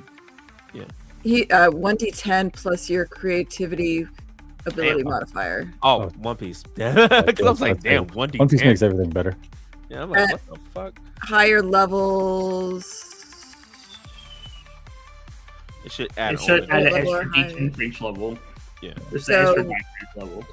So 2d10 then, right? Yep. It should be 2D10 plus your 2d10. charisma, most likely. So charisma is okay. So 2d. So 2d10 plus 4. Okay. So Briar, seeing all this happens, he had shadow stepped, or should I say sun stepped, up to the top of that giant crater, and he just goes, "Small sun," and he puts a sun down onto the crater, blasting the crater in half so that way it doesn't hit Haruka at all. And he just lands on his feet, and then he goes, "Oh, we're gonna make this so much worse for you." And he's gonna point out two fingers, and you'll see two small suns appear on his finger. And he pushes it towards the two of you, and this is just bad for me in general. You guys will get advantages on your next attack rolls against Kuzan. Period. So as long as it's the next attack roll in the next turn, you would do that. So if you just use a spell or you do something else, you will still have that advantage until you use it. Make sense? Cool. Yeah. All right. He will also turn to you, Rook, and he goes, "Eat him." Already on it. With that, it is your turn now. As Smoker is now about, let's say, about 15 feet in the air, but you are big as shit, so it's probably not gonna matter. Oh yeah, I could definitely reach him. Three Fang style, rending rain, and I'm going to use another one of my. So I have one left of my 6 attacks per round, Okay. and that's one. Natural 20 for a 36. Jeez, dude. Yes. 19 for a critical for a 41. Yep. 33. I don't think he's surviving this one. Yep. 29. Yeah. 38. Okay. One more. And then 31. So 2 crits and 4 hits. Okay. It's 24 d4s plus 2d12 plus 12 d8 plus, I feel like I'm forgetting something, plus 72.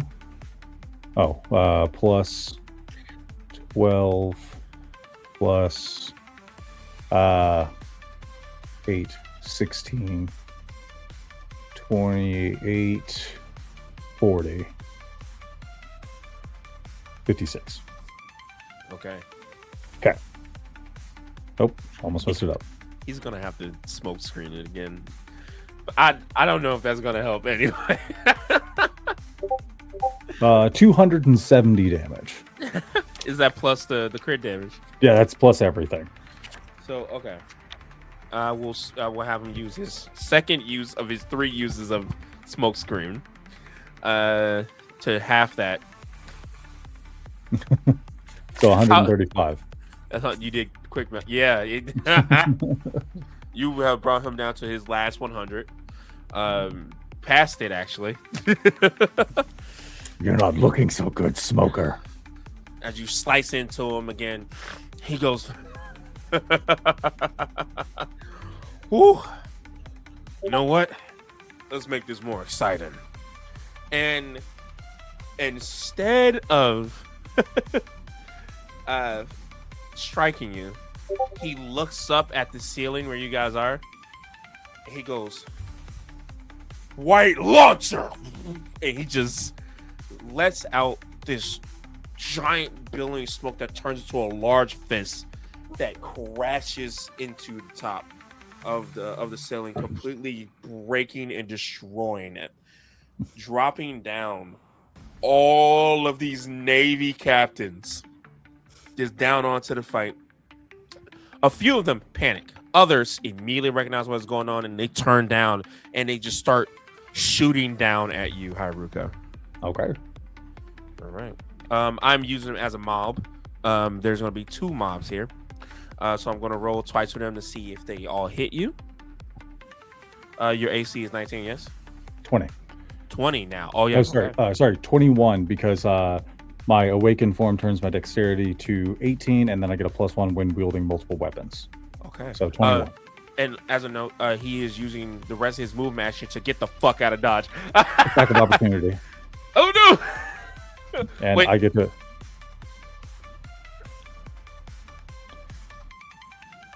Is he... Nope, I'm not going to make him use it. Fuck it. He's just going to take the hit. Go for Okay. it. You have I get Sentinel on top of that, right? Sorry? You Yeah, I have have Sentinel on Sentinel top of that. Yep. Okay. Catching prey. And yeah, so I'm going to do... I get to attack with both my weapons. I don't get to attack with all 3. Okay. Plus 13, but these are also at advantage because of my recklessness. Now I roll well. Good job, bud. Anyway. 4 plus 13. So, but if I do hit him, he's immobilized. Yeah, I think you do. Yeah. So 37 and 30. Yeah, that shit hits him for sure. Go ahead and roll that damage up. So 84 Okay. plus 2d8 plus 24.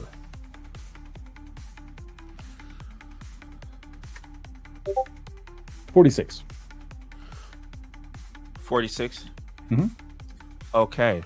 Ooh, poor guy. As you as you slice down into him, you watch his legs come back from out of his incorporeal form. He kind of lands on his knee. He's like, shit. And he looks up and you will see maybe 30 people with guns as they just fire down. And it doesn't do any damage to Smoker because of his devil fruit. Mhm. But for you, my friend, that is a nat 20 on the first one. And then you said your AC is 21 and they have +3. Wait, I'm looking at the single one, sorry. They have a +5. So 19 plus 5 is 24. 24. Yep. Okay. So all of them hits, yeah? Yep. Good, okay.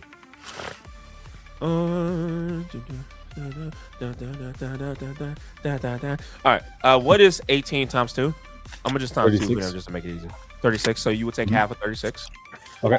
So And then you will take another 18, which will be half of 18. So I'm going to expend 27 of my armament hockey points and just ignore it. Okay. All right. What does it look like when these bullets rain down onto Haruka? His white fur turns almost black and it covers him like a shield, and it just, you see the bullets ricocheting off of him. Okay. All right. So You watch his, they just go straight through Smoker. Smoker's like, you know, this is a mistake. He's on his way. You can send them all. I'll do the same. You're so annoying. With that, and we'll bring it back to. I am not. To Kuzan's turn. Are you going to use your reaction Haru to try and turn off his devil fruit again? Yes. Okay. Remind me to roll con save. I have to make a roll. Oh, you have to make a roll against his 20.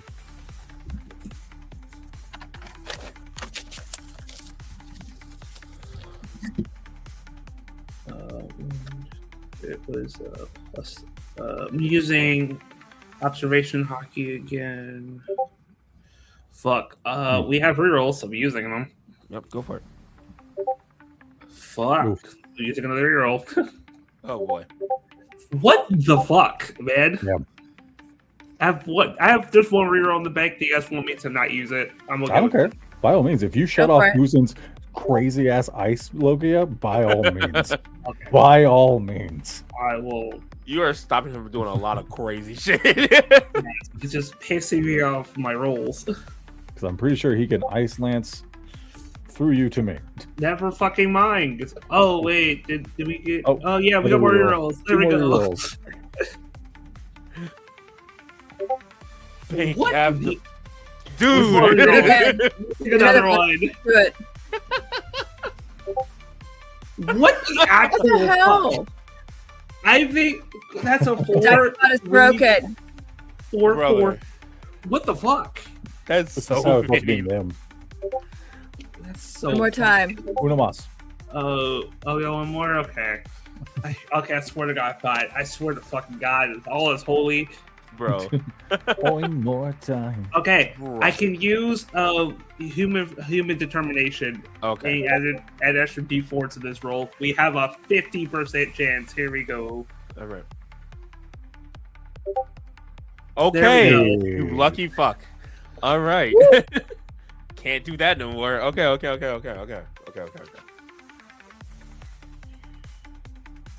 Oh fuck. I forgot that he had that, but that's not gonna matter right now. I can do that later. Okay, you turn off his devil fruit powers again. He goes, man, more and more impressive. No wonder why he told me to take y'all out with my full power. Only I can change my destiny. Actually, I don't understand that completely. And then you hear Brian go, seriously? Just he is just now just going to get in your space since you were right there. So he's just going to punch you repeatedly. Go for it. Remember when I said it's like a JJK fight? Legit. What's about to happen? That's so cool. Okay. I'm going to hit you 3 times with his hockey infused fists. All right. That is oof. Sorry, hold on. Where is it? Math. That is a 18 plus 11. So 28 or 29. Mm-hmm. That's a 30 on the second one. And that is a nat 20 on the third one. So, with this you will take, where is it at? So you will take 23 damage on the first one. 20 and another 23 damage on the second one. I gotta do a bit math. And 46 on the third one. Okay. I will. I ignore all the first one. I use armor hockey to completely ignore the first one. Okay. This something ignore the second one. Okay. I got it. Okay. And all these hits, as Haru, you swing, he dodges too, and he just, like a boxer, just leans in, hits you in the gut, and then leans up, uppercuts you. But those first 2 hits barely hit because you're so quick and you are so on point with where they're going to hit you. But the third one is just too fast, and it's like his devil fruit kind of clicked back in for a second as you just see this ice fist just launch you across the jaw. Instantly, you just watch as Haru just makes this noise, and there's a bit of pain in it. All right.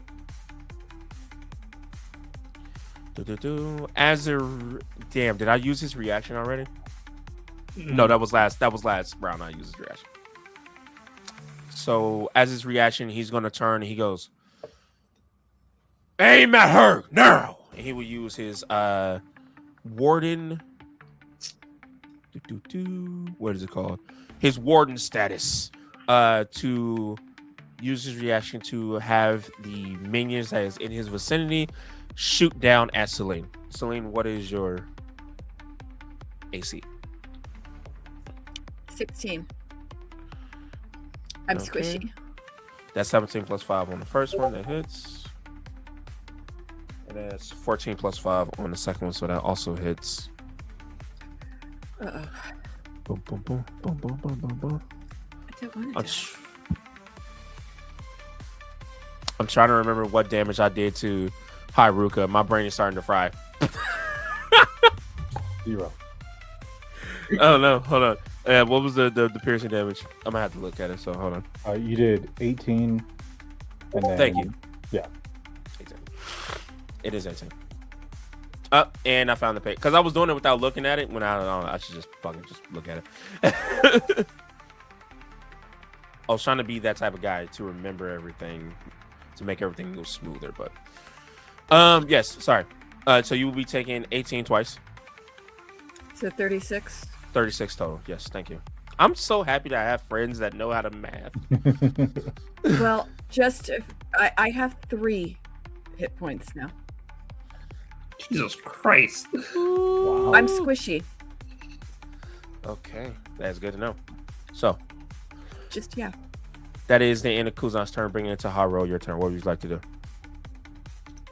Seeing that Celine's even more hurt now, Haru's going to focus as like this black flare, like lightning stretches out of his eyes as he kind of drops the calm perspective as he says, "Fuck it, I'm about to kill you," and he is going to go full on again. Once again, using Thunder Fist to give himself advantage in all his attack rolls. Him. I don't want to be the captain. Them. You're going to be the captain. You have no choice. Selena just got band-aids and duct tape, so she would receive a healing item of your decree there, Mr. Took. Okay. A healing item. What is the healing item here? I think it would be... A Supreme Med Kit is 10d4 plus 20. Yeah, you would take a Supreme Med Kit. Go ahead. So go ahead and roll your 10d10. You said 10d10? 10d4. Oh, Lord have mercy. 10d4. I was like, 10d10? Yeah. And 10d4 plus 20? Yep. Yeah. And as he drops the more calm side, it goes into more ferocious side. He says, Black and King, ending fist, and is going to punch. Woo. All right. I swear to God, you better give me a crit one fucking time. Which it doesn't fucking do. I'm going to use observation again to get myself a 23 to hit the first one. Okay. I rolled 2 fucking 3s. Why are you like this? Okay, there's 19. Don't you crit on 19s? No, you do. I thought I don't not own this character. Just give me one. Fucking Christ. Just give me one. Okay, I hit on all of them, but I don't crit because this dice bot hates me. Okay.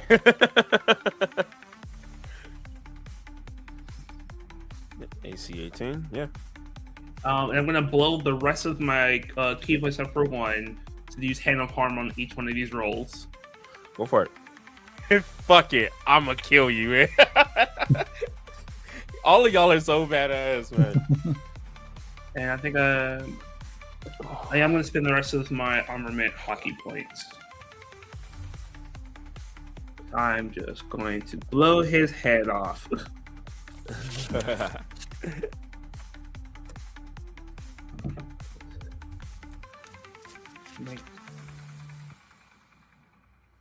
I'm doing my best to try to save my man Smoker. Oh, I'm killing him this round. Trying to if I did everything correct. Nope, I forgot the. Actually, he would have had disadvantage on attacking the ceiling. So. Oh, because he's fucking poisoned. I forgot.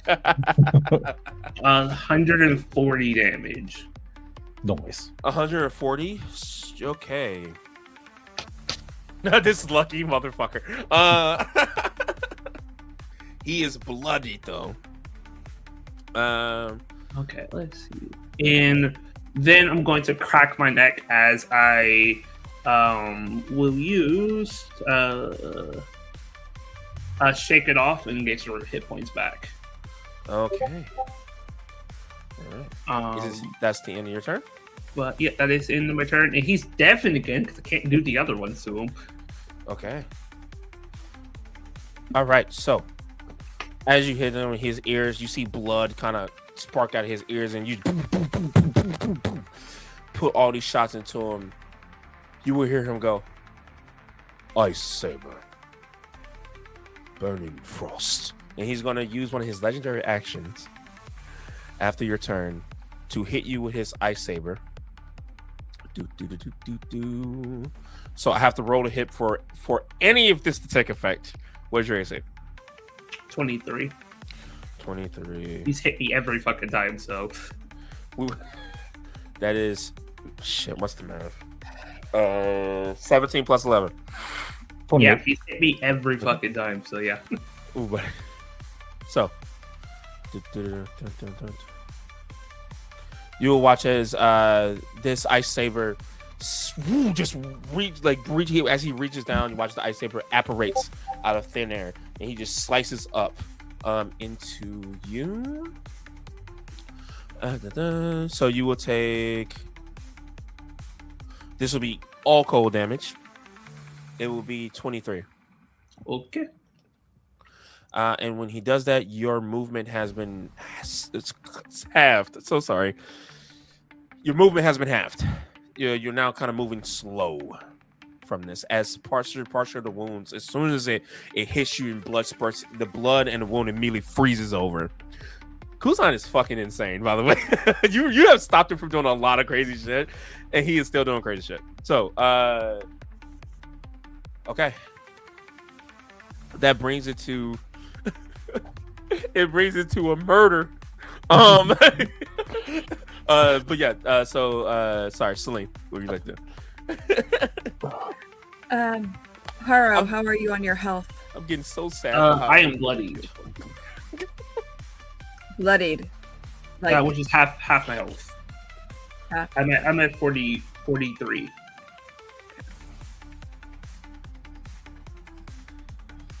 I'm really annoyed with this guy. Yeah, go for him. I have a way of, even if he knocks me to 0, I can stay up. So just go for it. Okay. Her eyes narrow. Cracks her neck, rolls it around.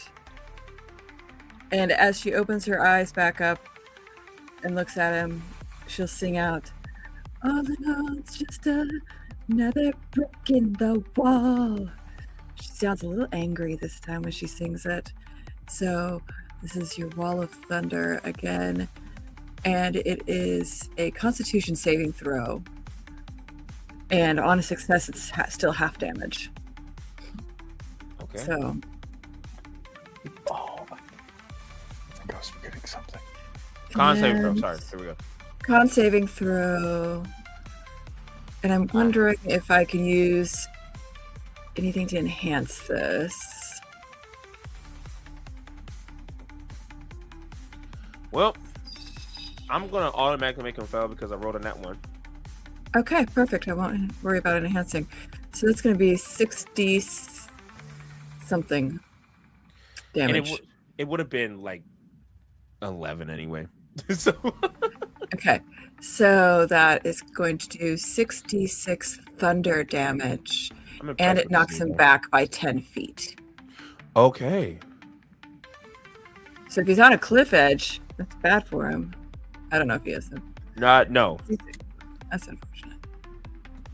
He did have a. There is a crater, though, that he's probably he's about to get launched into. Shit. Okay. 18, right? Only 18. Only 18. Like that's not a lot of. And then she is going to use one of her 0 levels, and she's going to do.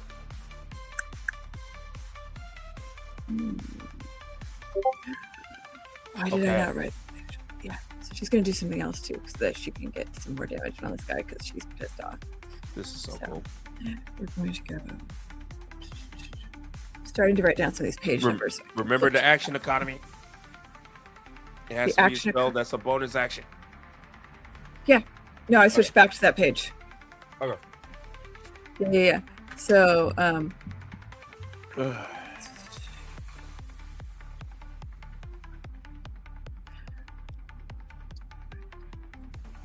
okay. So you hear her sing out again. Boom, boom, boom, boom, boom, boom. And she's going to cast Sonic Boom, which is another con saving throw.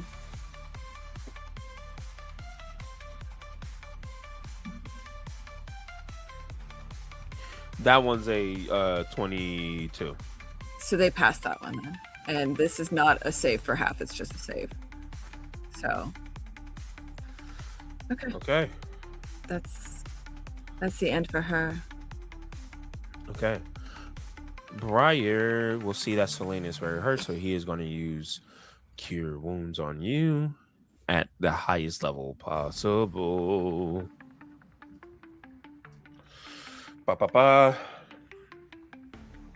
You will get back 40 points of health. Which one? Who? I'm you, sorry. Selene. For me? Okay. Yes, Selene will get back 40 points of health. Okay, that puts me back to max. Remember, guys, for NPCs that heal people and stuff, pre-write it out.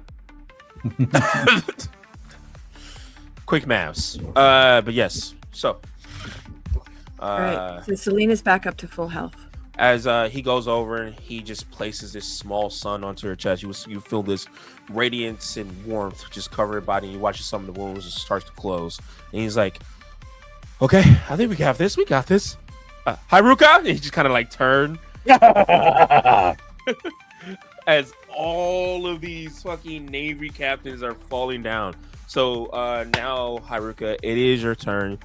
You can either kill Smoker or attack all the 30 Navy captains that are falling on top of you. At the end of this turn, they will land.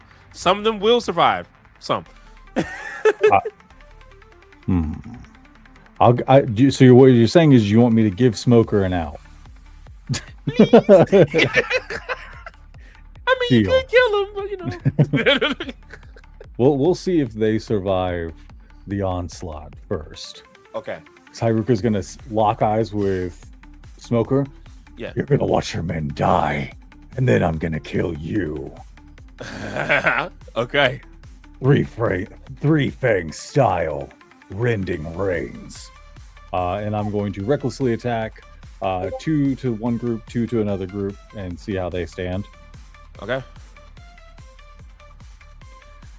20 plus 1. Their AC is 16, man. Beautiful. 13.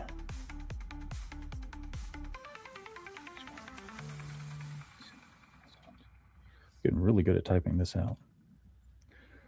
Okay, so group 1. 36 and a critical hit. How do you kill 30 people? I'm not even gonna make you roll the damage. I think so. The other group's also gonna have to roll to not be frightened. I mean, oh wait, yeah. no, this is just 2 attacks. Sorry, roll the other one. So I'm so sorry. Oh yeah. Well, I mean, does that kill one group? that you're killing one group off Okay. just off those two. Yeah. Okay. Next one. So sorry, I skipped ahead. You're good. 31. Yeah. And another critical on a 36. How do you kill two groups?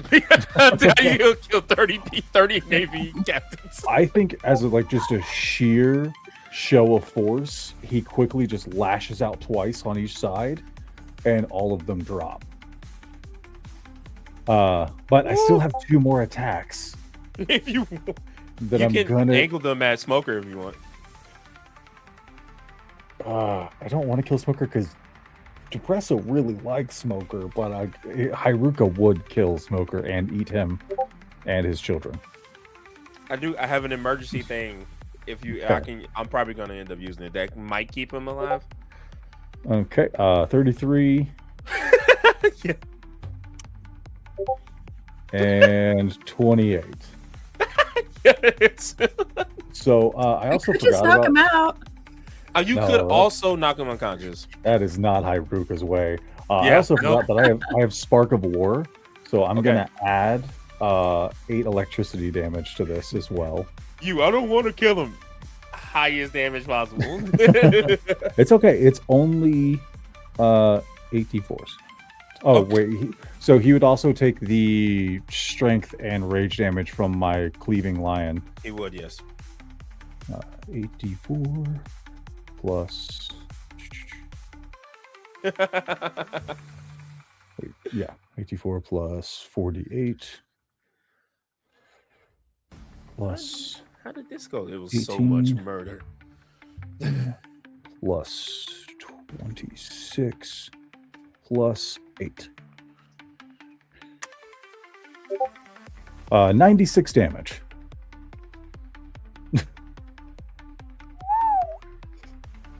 Okay, hold on. Let me look at his thing. Oh, he has his last use of smoke screen. Was half of 96. 49. Sorry, 48. Ah, barely alive though. I will actually let you critically wound him. What does Haruka lop off? Haruka is Anything but his going. head. He's going to lop off his offhand. Ooh, so his left hand is gone. Yeah. You will watch his Smoker. Oh shit! And he turns into smoke, but you just slice down into the smoke, and you will see this hand just detach and land as he just goes. He just growls and he falls down.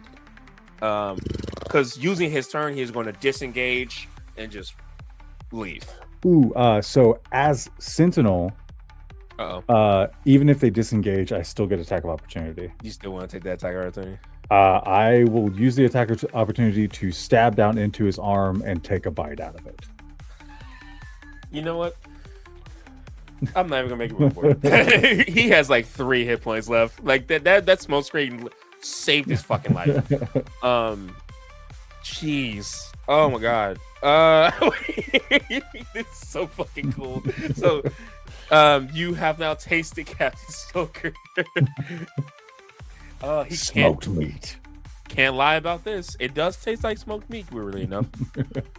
You all will kind of see as a Haruka turn, there's like smoke just kind of billowing out of his mouth from the piece of smoker that he fucking took. Holy shit. With that is going to be the end of the round. Mm-hmm. And here is where some anime shit happens. That's the beginning of the round. Oh, you're right. My fault. You know what I meant. But as the new turn happens, there we go. You all first off, Haru recognizes the voice immediately. Is this where you've been, Captain? I told you not to get yourself arrested. And you will see falling down through a hole. You will see Sumiko as she's slowly floating with her 9 tails just spread out. and she's holding the black blade, and you just see blood from the black blade. And she's like, "Horror!" as she is screaming at him. What is his reaction to that? He's in his more ferocity self at the moment as he just points at the people that shot Selene. Handle it now. Ah! And she just turns and then goes, "Silent step, 8 foxtails." And she just disappears and reappears. And the new Navy captains that was about to drop down just go, "Whoosh!" as you just see this like black screen and like their bodies just sliced in half. Then you will hear, "Save me some, Captain!" Ah! As you guys will see, Saber is jumping down and she turns into a full enormous white tiger as she legit goes, "I want smoke meat." But Smoker is kind of flying through. And she just clamps onto one of the captains as they're falling down, and she, like a rabid animal, shakes them to death. Then you will hear Selene, "Mama," as I made a choice, and she is the daughter of Ingram. For those nerds out there, and as she sings, you will watch the eardrums of some of the captains just explodes. And they just fall limp in the air as she is kind of playing this violin and just, and she is slowly kind of floating down also.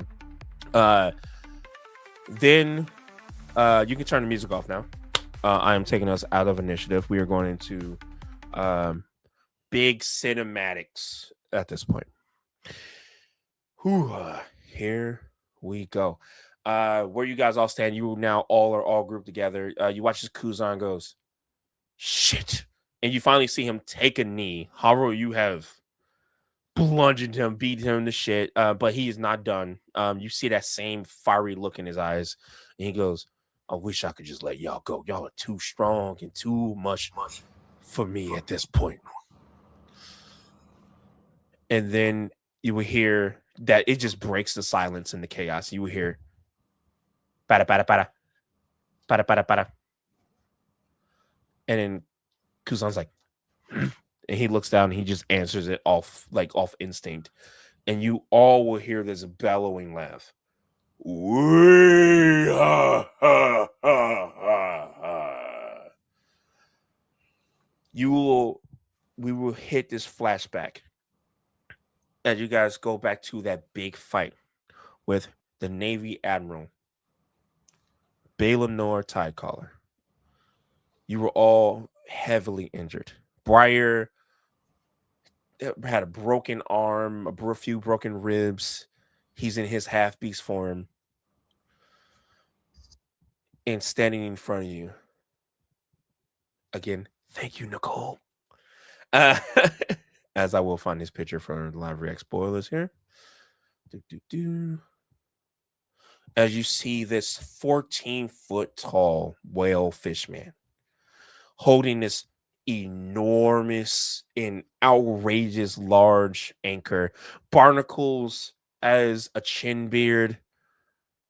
He is overwhelmingly strong. And under the new rule of the what is he called? The commander admiral, like the head Fleet admiral, Admiral. or the lead admiral? Fleet Admiral. Fleet admiral. Sorry, I don't know what the fuck I said. The fleet admiral. What's his name again? Also, I'm getting tired. I'm sorry. What's his name, Teco? Sosuke. Oh, that makes him horrifying. Under the rain, he was ordered to bring down this stain on the world by the name of, now we have known him as Briar D. Bright. As we all come back to the scene in this chaos, you hear the laugh and you hear, "We are. You're not leaving." no one will escape. By my decree as an admiral, Kuzan, kill them, or I will. Fun fact about Kuzan. He does not like to be ordered around, which is why he took this position instead of becoming the admiral himself. He full on stands up and he says, I quit. And he throws the Dindin Mushi. And then he goes, do what you will, Haro. And he just stands there. And he is leaving himself open for you to finish him off if you wish. I will step up to him and we'll put a hand upon his shoulder. The calm demeanor coming back over, relaxed. I told you before, you make your own destiny. And will offer his hand. Have your destiny be with me. Ooh, give me a persuasion check with advantage. And I have my captain's ability, which I love how you taking this opportunity to recruit him too. when you give me this hand, we'll fucking use it. Okay. I can't find the picture that Nicole drew, so I'm gonna just put the one up of Balinor that I found. I already got it. Oh, you did it? Oh shit, never mind. Oh, fuck off.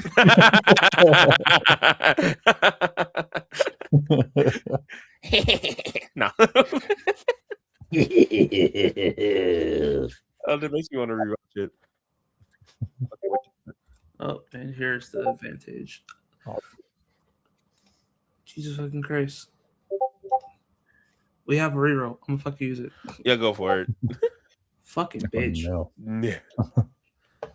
It's just this dice probably hates me. Like, come the fuck on. Can I give guidance to Haro? Or there's Fuck bardic it. inspiration. If you or Bard, yeah. Oh, Bardic inspiration. you also have hero inspiration, heroic inspiration. Yeah. Oh yeah, I you forgot hero, about that. Yeah, I'll use our heroic inspiration, and I will take the. What's your bardic inspiration? Oh, gosh, it is I think it's a D. 1d10. Oh, a D10. Ooh, take Yeah, I that. was gonna say I think level 10 is 1d10. It's 1d10. Are you just fucking hating me at this man. point? Can I give him my heroic inspiration? Yes, sir. I kind of really Done. want him to be on your cruise. Jesus fucking Christ! There we go. There we go. 29. Okay. This bot has just been disrespecting the ever loving fuck out of you, bro. Holy Dude, shit. I rolled so many dice today to not get a natural 20. Not one Brother. fucking time. Bro. Pisses me off. You will watch his Kuzan kind of looks down at you. He takes off the stupid Impel down warden hat and he throws it to the ground. And he says, fine. I wouldn't mind serving under somebody who could beat my ass. And he slaps Haru's hand. And you will hear Sumiko as she lands, she walks over. And she's the complete opposite in attitude of Haru as she grabs his ear and go, did you recruit another strong person? What did I tell you about? It's just like holding his ear. I'll just flick her in the forehead. Stop that. He chose his own destiny. Well, we need to go before that giant whale man kills us all. We should leave. But before we do, and I'm going to like make sure everyone's behind me, and I'm going to punch the jail. Using my seize property, I'm going to collapse this fucking thing. You're punching the what, sir? The jail itself, I'm going to collapse it. Okay, before you get to that, because I was gonna have a thing happen with Kuzan also. Okay, he will help you in doing so, because fuck this jail. Celine, you watch as Savannah, she lands next to you and she goes, darling, we still need you. Come on now. She grabs a hold of your shoulders and you will feel this warmth appealing and you will heal up for 20 hit points again. She's good. She's full. Okay. You will see Haruka as she lands. She craters into this ground. She goes, "Stupid flowers," and she just kind of like shakes her hand, and she goes, "Boss, boss, boss! I ate someone. Did you see? Did you see?" I did, and I saved you this. And he's just gonna like hold out the fingers of Smoker. Whoa! And she feasts on the fingers. This whole crew is fucking out of pocket. Smoker getting away. God, crazy ass people. Okay, this is so cool. So, how do you, Briar, he kind of walks by. He goes, "Woo! My crew got some really cool people. Oh, Haru, what you doing?" He just kind of looks over, and Haru, what are you doing? With the help of Kuzan. He takes this deep breath as like air comes out as he says, "Final fist, heavy impact," and it's just slamming his fist as hard as he can into the ground. Kuzan goes, "You and me think just alike." And he goes, "Final destination, iceberg." He slams his hand into the ground as everyone feels the entirety of this building start to just fucking shake. And then you will watch as these individual icebergs will fly up and slap under the feet under everyone very safely. And we like an elevator, everyone starts to move through the prison as because of Haru. The ground is shattering. This prison is shattering. All the levels of hells are deteriorating. All the cells starting to split open, letting out these dangerous prisoners. As the icebergs, the ice blocks are lifting you all high into the air, you will see the other three also very dangerous pirate captains, Ivy, Brooke, and Mr. Five, kind of make their way out, and they go. Mr. Five is like, "What is this damn ice?" Oh, and he looks up. And he goes, I knew I didn't want to betray y'all for a reason." And you watch as Brooke just slaps him on the back of the head. He's like, "Hey!" And Brooke goes, "Yo, ho, ho, ho, ho, ho, ho. We were in a pickle. You saved us." And Ivy goes, "Whatever." too frightful. As now you guys are all just high up in the air. You look down, you can see the prison is collapsing and being destroyed. Half of it is just a wreck. And now you guys are maybe like say 100, 130, 140 in the air, standing over this once great prison, now destroyed. You have all successfully escaped Impel down. As you all are high up, Kuzan now standing next to Haru as his new crewmate.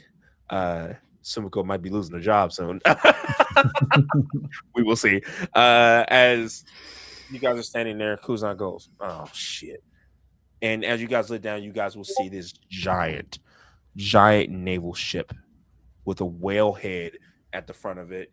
And standing at the front of it, holding this giant anchor on his shoulder, you all will see Balamnor Tiecaller. As he just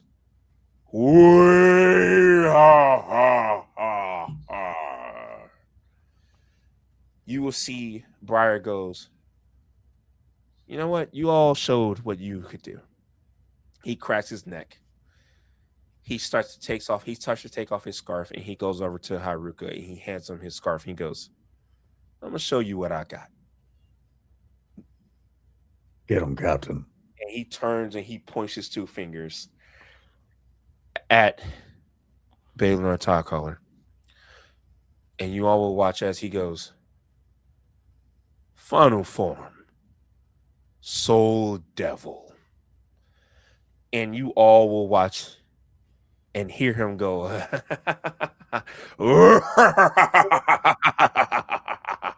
this deep bellowing laugh, this immense amount of heat radiating off of Briar as he turns into this beacon of light, these horns radiating out of his head.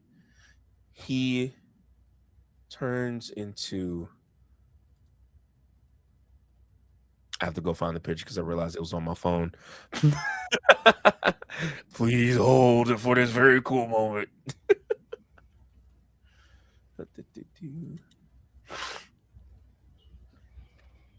Luckily, I sent the picture to Nicole. Once again, thank you, Nicole. You are amazing. It's true. As you all see this large sun symbol in the middle of his head, this sun appears behind him, radiating light. His horns turn into this gold black. This coat apparating out of nowhere turns to this gold and black. And he laughs and he just starts to slowly float. And then Baylor goes, this will be fun. As you watch as Briar the Bright flies towards him, and right before they meet, the scene cuts. It is 10 months later. We see Briar with a brand new scar across his face from his right ear down to his bottom of his chin. As he is smiling, he is on the front part of the ship of the Shining Nail. As he is smiling in tow, you will see all three of the ships from our lovely three characters here following him. And he says, I'm going to be king of the pirates. No. And that's where we're going to end tonight's episode. Or one shot, shall I say. Okay. With that, my lovely friends here, that brings us to the end. But we have a really, really dope giveaway for everyone. And I'm going to let Ryan take over.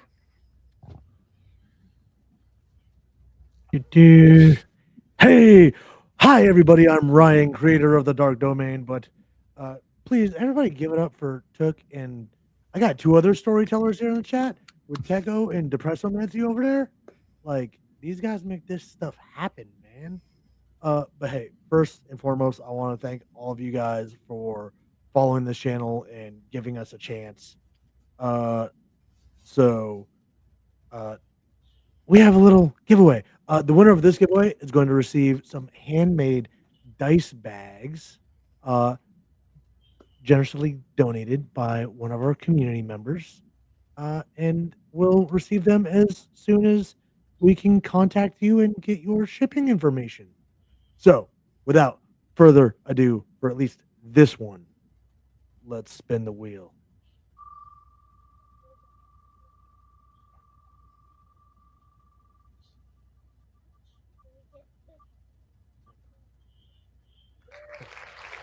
So Womp TTV, we'll be reaching out to you to get your shipping information to receive these dice bags. But second, I made the decision to kind of reward our subscribers a little bit. And here in this chest, I have 37 sets of dice. So every month, we're going to spin this wheel. One of you lucky people who helps keep this channel afloat by subscribing and helping me with the equipment that I use and the programs that I use to make the intros and keep this stuff going. I wanted to give something back to you guys. So once a month, we're going to spin this, and one of you guys is going to get a free dice set. I'm not going to let you know what it is, but you will get it in the mail. So, yeah. Without further ado,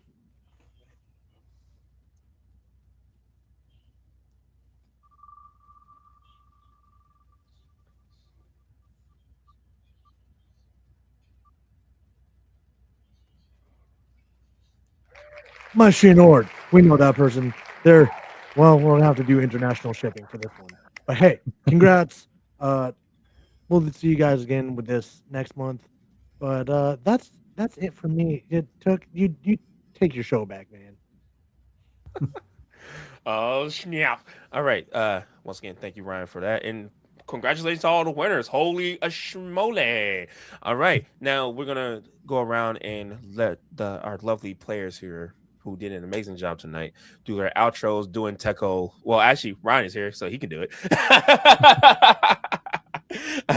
So let's start with Techo. Move I knew around this and was a then. trap. Yeah, I knew it. Yeah, look, you're here now. So starting with Techo, moving around, and then Ryan will let you guys know what's going on the channel. Hello, I was Echo. I play Harrow the Blackfit Steel. It was a pleasure to be playing, but that is all for me. You can find me fucking here. That's where you can find me. Hello, everyone. I'm Depressomancy, one of the storytellers and voice actors of the channel. I've produced a couple of things that we'll be using for intros. Tonight, I got to play Hyaruka, the King of Chimera, and Active Cannibal. You can find me at Depressomancy amongst the plethora of social media that I occasionally use and post on. You can also DM me if you have a script you'd like me to do for a video for. By all means, I've had terrible writer's block. Help me out. Hi, I'm Julie. I am Dritz Norris on Discord. Tonight I played Celine, the bard captain of a ship full of bardic women. It's like a giant sorority on the ocean floating around. What could be better? I don't know. So, where you can find me? You can find me on Discord. Here with our friends on Dark Domain and over on Slices and Dices, playing lots of games, hanging out in the chat. If you're looking for a place, you watch us on the YouTube later, come check us out.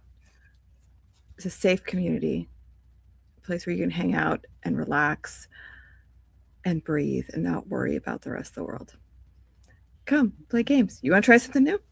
We've always got something going on. So, good way to expand and have fun. Let that creative side up too. Love to have you join us. Okay. Ryan, what's on the schedule before I do my outro? Well, let's see. Well, first and foremost, I just went to contact this person, and they're no longer a follower. So I'm gonna give somebody else a chance that's actually a follower here. Hell yeah, go for it. That's technically how you got to win. You got to be a follower of the channel. Right. No. Julie, congratulations. Oh, who knew? Look, I never win anything. What is that? Hey, congrats, man. We'll get your shipping info and we'll get that over to you. All right, cool. As far as the stuff for the channel, let's see. I think the only thing we have for the rest of this week is actually hosted on our Discord server. Because we are tentative on Shadowrun. I don't have a definite on that for Friday, so it's probably not happening. So Saturday is our next event. We'll be testing out a wrestling TTRPG over on the Discord, where I think 2 out of the 4 people here are playing in it. Just because, well, Taco doesn't like me anymore. It's fine. Bitch, I'm busy. Fuck you. I'm kidding. Homie's got to work. Like, he's got to make bread. But he likes to eat. Julie down there, as well as Depressomancy, hanging out and doing some fun wrestling shenanigans. And then Sunday will be Power Rangers Cosmic Stars. Well, you'll see all 5 people in this room. But Techo will be running that shindig. There's some new stuff in the intro, though. Oh, I get to surprise a few of you guys with some stuff. Crow's been very busy, so show love to Crow because they have absolutely put in a lot of effort. I only get to see it because Techo puts it in his channel and I can spy on stuff. So, but yeah, then we'll have Jurassic Park next week. Techo's Tutorial Tower. Do you want to plug that? You know more about that than I do. Yeah, so it is off. So it's D&D, but we're using what's called a classless system. It was a system made by a YouTuber called Goblins, where you get to build up your character to be the way you want it to be. So we'll be testing that out for the first time, because if we really like it, I'll probably run more of Classes D&D in the future. Yeah, simple enough. Let's see. Veils of Blood over on My Street Nord next Wednesday. And I know there's one thing that a few people in this room are really looking forward to. We'll be starting with our first part of Eldritch Automata, Titans of the Deep, next week, where people get to pilot giant mechs against the horrors. And yeah, no, hey, it's a great system. Uses the Year Zero engine. The creator, Teco and I, and Depresso have kind of talked with on their own server. Great people to work with, and I cannot wait to run this module with these guys. So, yeah, I think that's, and then we'll have Thurston County by Night next Friday, which nobody here is in, but it's a Vampire the 5th edition Chronicle set in Thurston County, Washington. That's not true. Occasionally, Techo's in it. Yeah, Techo's a problem when I ask him to be a problem, but so is Took. You guys just haven't seen that yet. I'm excited for that. I haven't coordinated, but I have something very special for Took. Yeah, you're learning the system. I'm gonna get you in, especially because your partner is in that game. Like I'm obligated to bring you in. I'm so excited. But hey, yeah, I guess. Chuck, do you got anything to plug before I send everybody off? Ooh, schnapples. Hey, my name is Tuka, I guess. I am your lovely storyteller here. Again, I want to thank Depresso for letting me play in his world and do a whole bunch of crazy shit.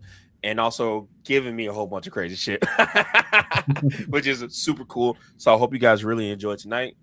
We all prepared really, really hard for this. And I am glad that I have a place to be able to run this stuff. So I want to thank Ryan for that. Thank you so much for allowing me to do this on your channel. And I'm excited. My next one I'm going to be doing is going to be a Devastator one, so Techo can play in the world that he created. That was going to also be just as wild as tonight was. So I'm excited for that. And just be on the lookout for that on the Discord stuff. Guys, I am a voice actor and a podcaster. I am a part of a podcast called Stories Told Again. It's everywhere on it's everywhere. We're even on fucking Pandora, which is weird.